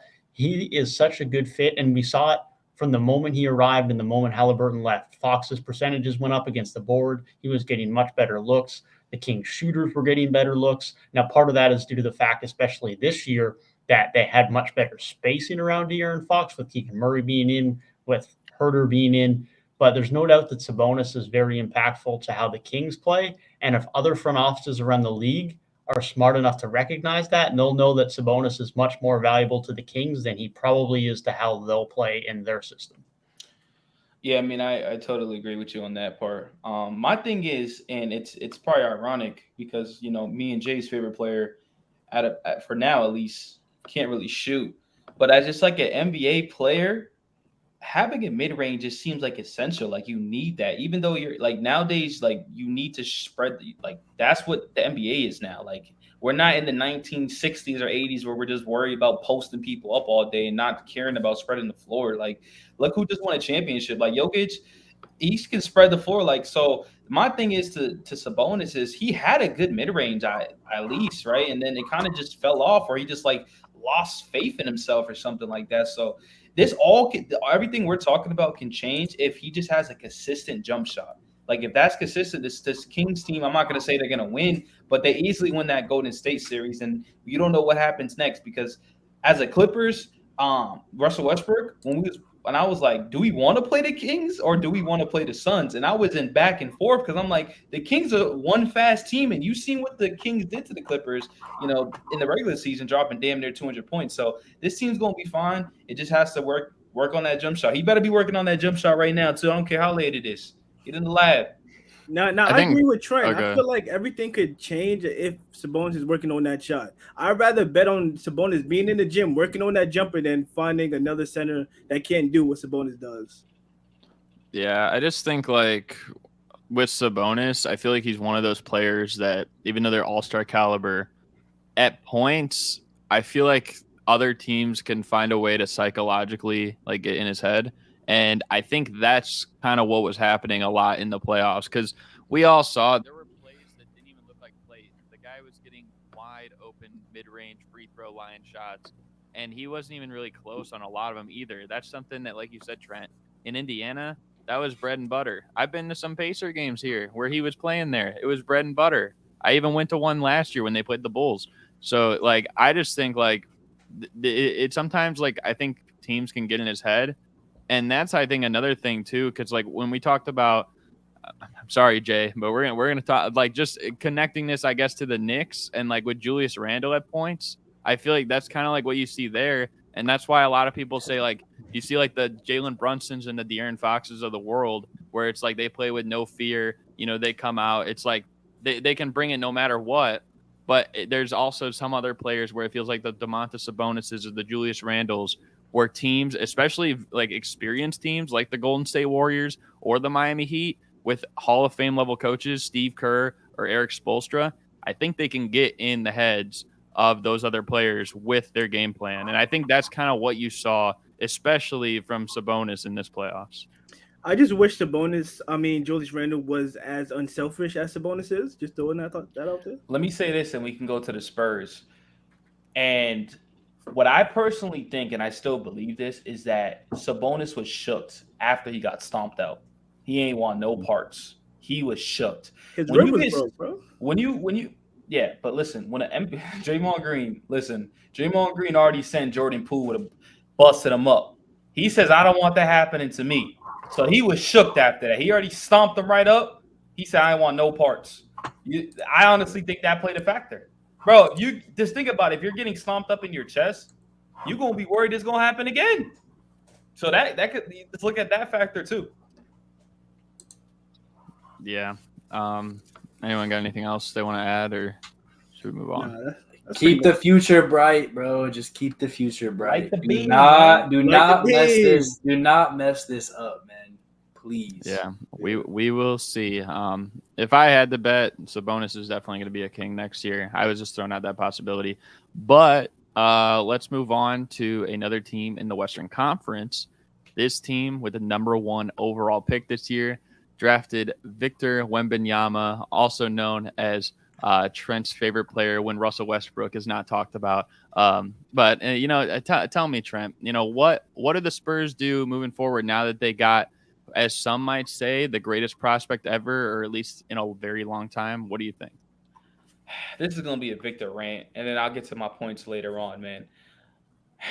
Let me ask y'all a question real quick, and just put your thumbs up. Are we tired of all the Victor love already? They putting this dude all over the freaking everywhere you go. Victor. Okay, cool. We get it. You understand he's trying to be the face of the league. He's trying to, when LeBron's out of here, we all know that's who your main focus is, Victor. Like, we don't care to see your hands. We don't care to see your feet. We don't care none of that. Stop posting all that. I'm tired of all that. Right. And then also I feel bad for him. You know why? I'm sure y'all seen it. I think it was like a video shoot where he needs to make a couple of shots. He missed all his shots. Guess what happened? All over the internet. He was getting bashed. And that's more to come. And it was just practice shots. Like, these are just warm up. He's just playing around, whatever. Cool. He missed his shots. That just happens. But he is going to get so much hate if he does not perform how everybody's holding this dude up to. And I hate that for him. It's kind of somewhat similar to like the Lonzo Ball situation in the sense where, like, yo, he gonna be in the rafters, he's gonna do this and that. His dad putting so much pressure, and bam, He still turned out to be a good NBA player, but it's just like there was so much onto it. And that's what I fear that's going to happen to Victor. Now, going forward, he also has one of the greatest coaches in NBA history, Greg Popovich, right? So that's always going to be a positive no matter what. But also, he has people training him like a Tim Duncan, or he has Tim Duncan, Ginobili, maybe Tony Parker, I'm not sure. But he has those veteran players who won championships for this franchise in this organization. So that's definitely going to go a far, far way. That's just my Victor rant of, boy, oh boy, you better not. The problem is what I feel like, if he's not an all-star this year, he's going to get bashed no matter what. That's what I personally feel like. He can't just come out there and have like a good rookie season. It's not going to be good enough for a lot of people in the media. And that's going to be super unfortunate. But going on to this roster, they definitely have a lot of good pieces. And it's going to be starting, obviously, with your two big pieces in Keldon Johnson and Devin Vassell. Keldon Johnson, I love his play. Obviously, he still has his up and down, but he's a 22-point scorer, which is his highest this year throughout his whole career. Field goal percentage about 45%. His three-point percentage definitely took a hit. From the year before, he's shooting damn near 40. This year, shooting 33, which is a concern to me. But hopefully that can go back up. 5 rebounds, 3 assists. And then obviously Devin Vassell, who shoots damn near 39% from the 3, 4 rebounds, and 18.5 points. So obviously your big three is going to be Victor, Keldon Johnson, and Vassell. Another question I do have about the San Antonio Spurs is you just recently drafted Jeremy Shohan. Jeremy Shohan is a very interesting player. Honestly, me and Jay, I'm not sure if you feel the same way, but he started off the league talking crap about Westbrook. So I'm going to talk bad on him. All right. Like, bro, I'm just sorry. But either way, he's a solid piece for this team. But how is that going to all work out? Is he going to continue to come? Is he going to come off the bench? Just because of the fact you're still going to have Zach Collins over there, who I think you have to keep, who's a really good piece over there. Victor, what positions Victor's going to play? So you have a lot of positions over there that's like, how is this all going to work out? I'm pretty sure it is going to work out because you got Pop, and Pop don't play. Also, another player that I'm really, really high on is Malachi Branham. I'm probably saying his name wrong. Branham. Ohio State legend Malachi Branham, man. So they got good pieces over there. They got the best player in the draft, and they got supposedly the best player in the next 20 years of the drafting, or whatever the case may be. I like their future. I love Greg Popovich. I want him to keep coaching because, you know, his life right now is probably not the greatest just for family perspective. So Victor probably made him come back in the sense of, I want to coach this group for another 5 years. And that's going to be a positive thing for the San Antonio Spurs. For agency, it doesn't, you know, they're going to have their free agents and stuff like that, but they're in a position where they're just in rebuilding mode, right? I will talk about Trey Jones, an interesting piece. Shout out to Trey Jones. He actually commented under my TikTok video. But Trey Jones is going to be a free agent. Devin, you would know, unrestricted free agent or restricted free agent? Restricted free agent. It all depends how much you're going to pay him. Because if he's asking for money, don't pay him. But like obviously he's going to be asking for money. But if he's asking for a lot of money, let him go. But if he's asking for a reasonable amount, keep him. He fits in that system in the sense, and he fits with the young guys. And I think this Gabe distracted me. I'm over here reading the chat. This team is going to be just fun to watch just because of the fact that Victor's there and they already have young guys over there. So I'm high on them. How much you want to bet when this season starts? The San Antonio Spurs were a team that's never on TV. They going to be on TV more than my Miami Heat. They going to be on TV probably more than anybody's team in here right now. I can promise you that. They probably going to be on the first game of the season. Victor's going to be placed everywhere. So, man, oh, man, you better perform, my dog. Trent, you're absolutely right. They are going to be on TV way more than the Miami Heat. Nobody want to watch that shit. All right, so when it comes to Victor Wembanyama, bro, I'm not going to lie. He's being hyped up just for the media to tear him down. And I really don't like it. The best prospect ever, the best prospect since LeBron James. Like, we've had so many phenomenal players come into the league, and they're hyping this guy up now. This season was the healthiest and most games he's played in a long time. I'm talking like his entire career. He played 42, I believe, or 45 games, somewhere in that range. And he does have a history of lower body injuries. That's the only thing that worries me. But besides that, Victor Wembanyama is a hell of a player, a guy his size that could put it on the floor. He could shoot. He could dominate you in the post. He's automatic at the rim. And his defense, I believe he's going to be an instant impactful player when it comes to the defensive end. Now, the rest of the Spurs, like Trent said, Devin Vassell is a hooper, got better every single year since he entered the league. Keldon Johnson is a hooper, got better every single year since he entered the league. And I'm really high on Trey Jones. Trey Jones averaged 12 points per game and 6 assists this year. A lot of people are saying how the Spurs should bring in a veteran point guard. I don't think so. I don't think you rush the process. I say you ride with the young guys, continue to bring young talent on this team and build around Victor Wembanyama slowly. I know he said, I want to win championships off the rip. That's not going to happen. Your team is ass. Y'all literally got the number 1 pick. Y'all are far from that. But with that being said, I like Jeremy Sohan too. Really, really gritty player, plays with a lot of energy. Going to be a nice fit alongside Victor Wembanyama. But with that being said, the Spurs also have a lot of cap room this offseason now. I think they should bring in vets, I would say, really to solidify the foundation of what it's like to be an NBA player and a professional for Victor Wembanyama and some of these young guys. I'm going to keep it a band with you. I don't know if I'd bring that many people in because, listen, Wemby, whether he is literally the best rookie, one of the best players, literally all-star year 1, or whether he gets welcomed to the NBA hard and struggles, they got time. He is a rookie.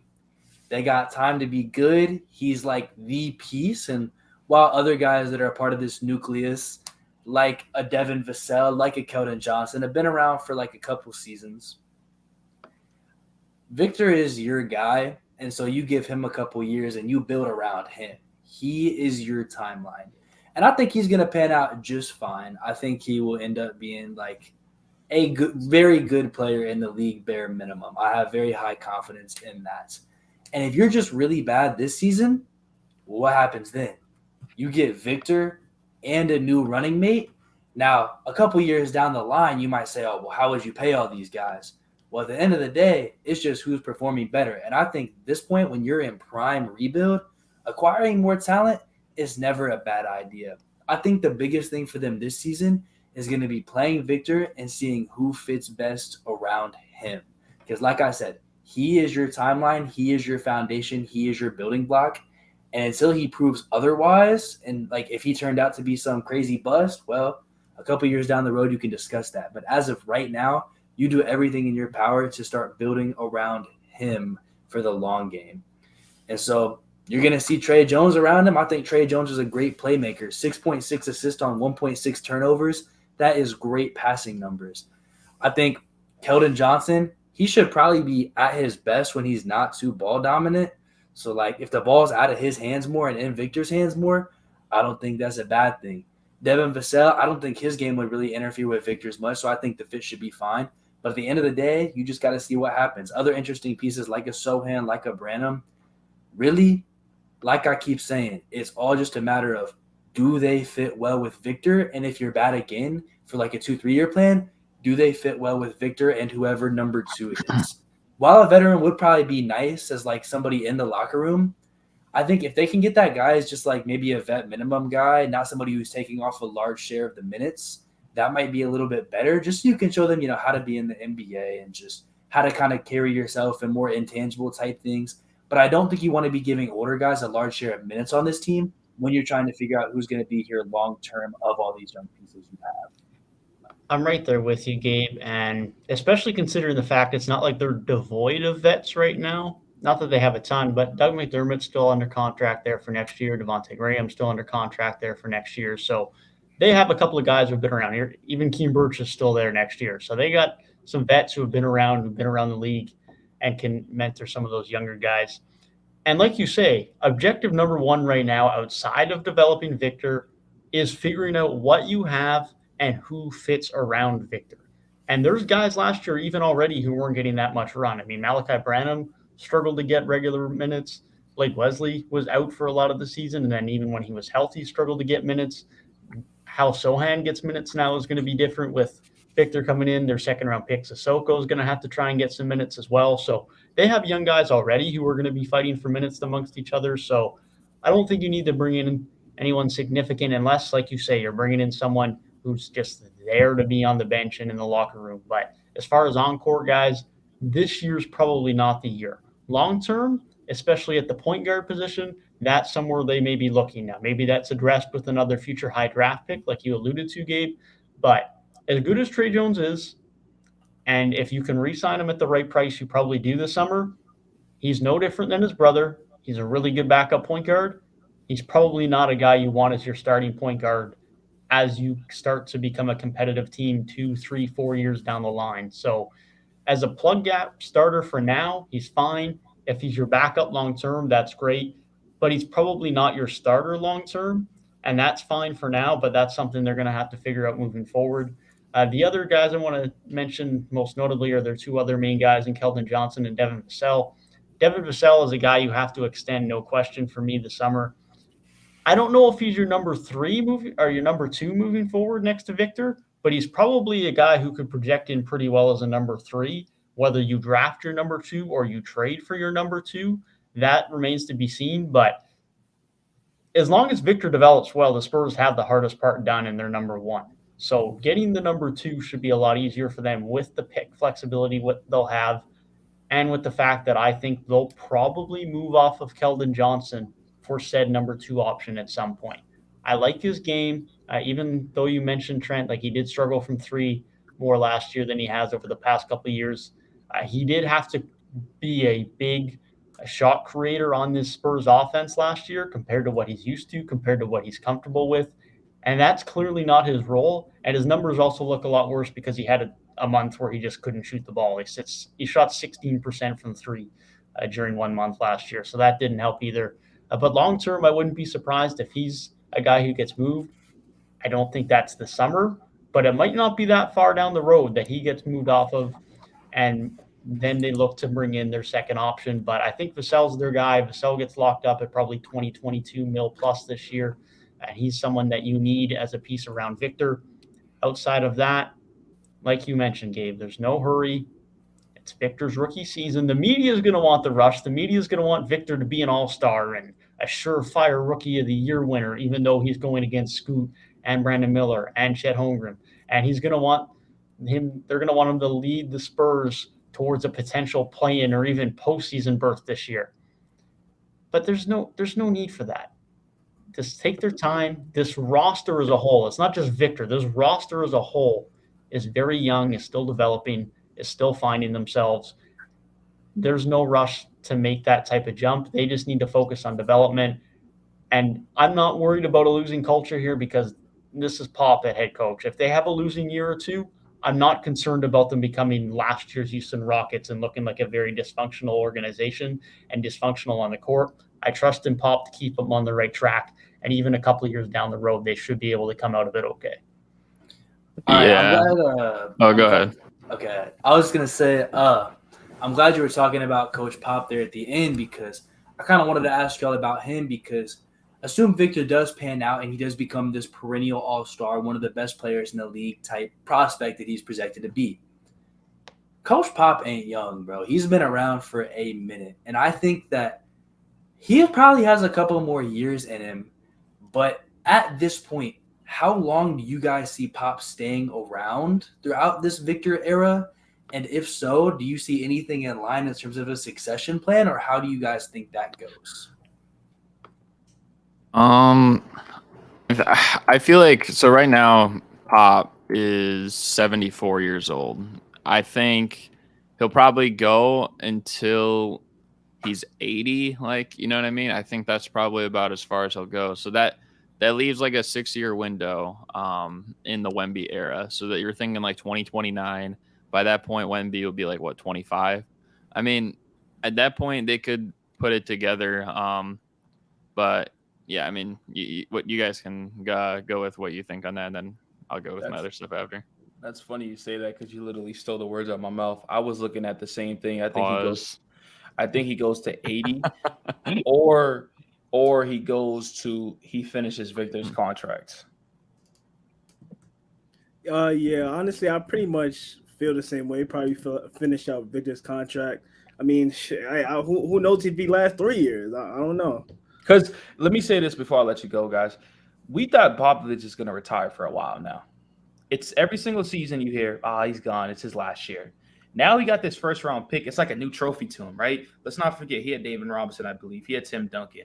Now this is his next weapon in the sense of, okay, maybe we can win something with this. Now I understand he's old, but I brought this up earlier, is that he doesn't have much outside of the NBA. I think his wife died. I don't think he has anything else. So, like, NBA is his life, you know? And so I think he finishes Victor's contract, and let's see what they can do in this time frame. So when y'all say Victor's contract, you just mean like his rookie contract or the entire time he's there? Probably like the first 4 years is what they're saying. So his rookie contract, okay. Yeah. Yeah, that's what I was looking at, yeah. Yeah, I'd imagine it's probably somewhere around that, in and around the next 4 to 6 years. What it looks like after that, who knows? I know a Becky Hammond returning to the Spurs has been talked about as someone that could replace Pop. Who knows who we'll be looking at as coaching candidates 5 or 6 years down the line? I mean, that's a long way to predict, and predicting anything 5 to 6 years down the road in the NBA is an impossible task. We all know that, but I think that's probably about as far as we're looking for Pop. But who knows, man? Like we say, he keeps sticking around year after year. At this point, he might be on the court until he physically can't be out there anymore at this rate. So I wouldn't put anything past it at this point. I could see him coaching in a wheelchair. Yeah. He's that dude. Yeah, I kind of I agree with that. I think the other thing I wanted to add, though, like you were talking about earlier, Devin, about I guess the way that Vassell fits in on this team, I do agree. I think you have to extend him. I think as well, like, I know this year, like, Keldon was kind of like their primary scorer, but I feel like with Wemby as the number one, at least for the time being, we don't know what their core is going to look like 5 years down the line, like we said. But I think for the time being, I kind of like Devin Vassell as like the number 2 option instead of Keldon Johnson. I just feel like it makes maybe more sense a little bit to have like a more of a spacing player around Wemby, maybe someone that plays more on the perimeter instead of like point of attack type of player. But I think that makes more sense. But also too, like, the good thing about the Spurs is like they have like so much cap room like coming forward compared to other teams. You know, like even this offseason, which I don't think they will, just because one, they're not like winning a championship in their first year. But also, like, if they wanted to, they could trade like Doug McDermott. They could trade Devontae Graham. They could trade Kem Birch, and that would save them like $30 million right there. Even if it's just like a second round pick or like cash or whatever, like, and they could go after maybe like 2 big players as early as this summer. Now, I don't think they would because this free agency isn't really worth it. But come next summer, you know, you're gonna have Vassell start his extension. Keldon's making $19 million a year, but Wemby's still on his rookie contract.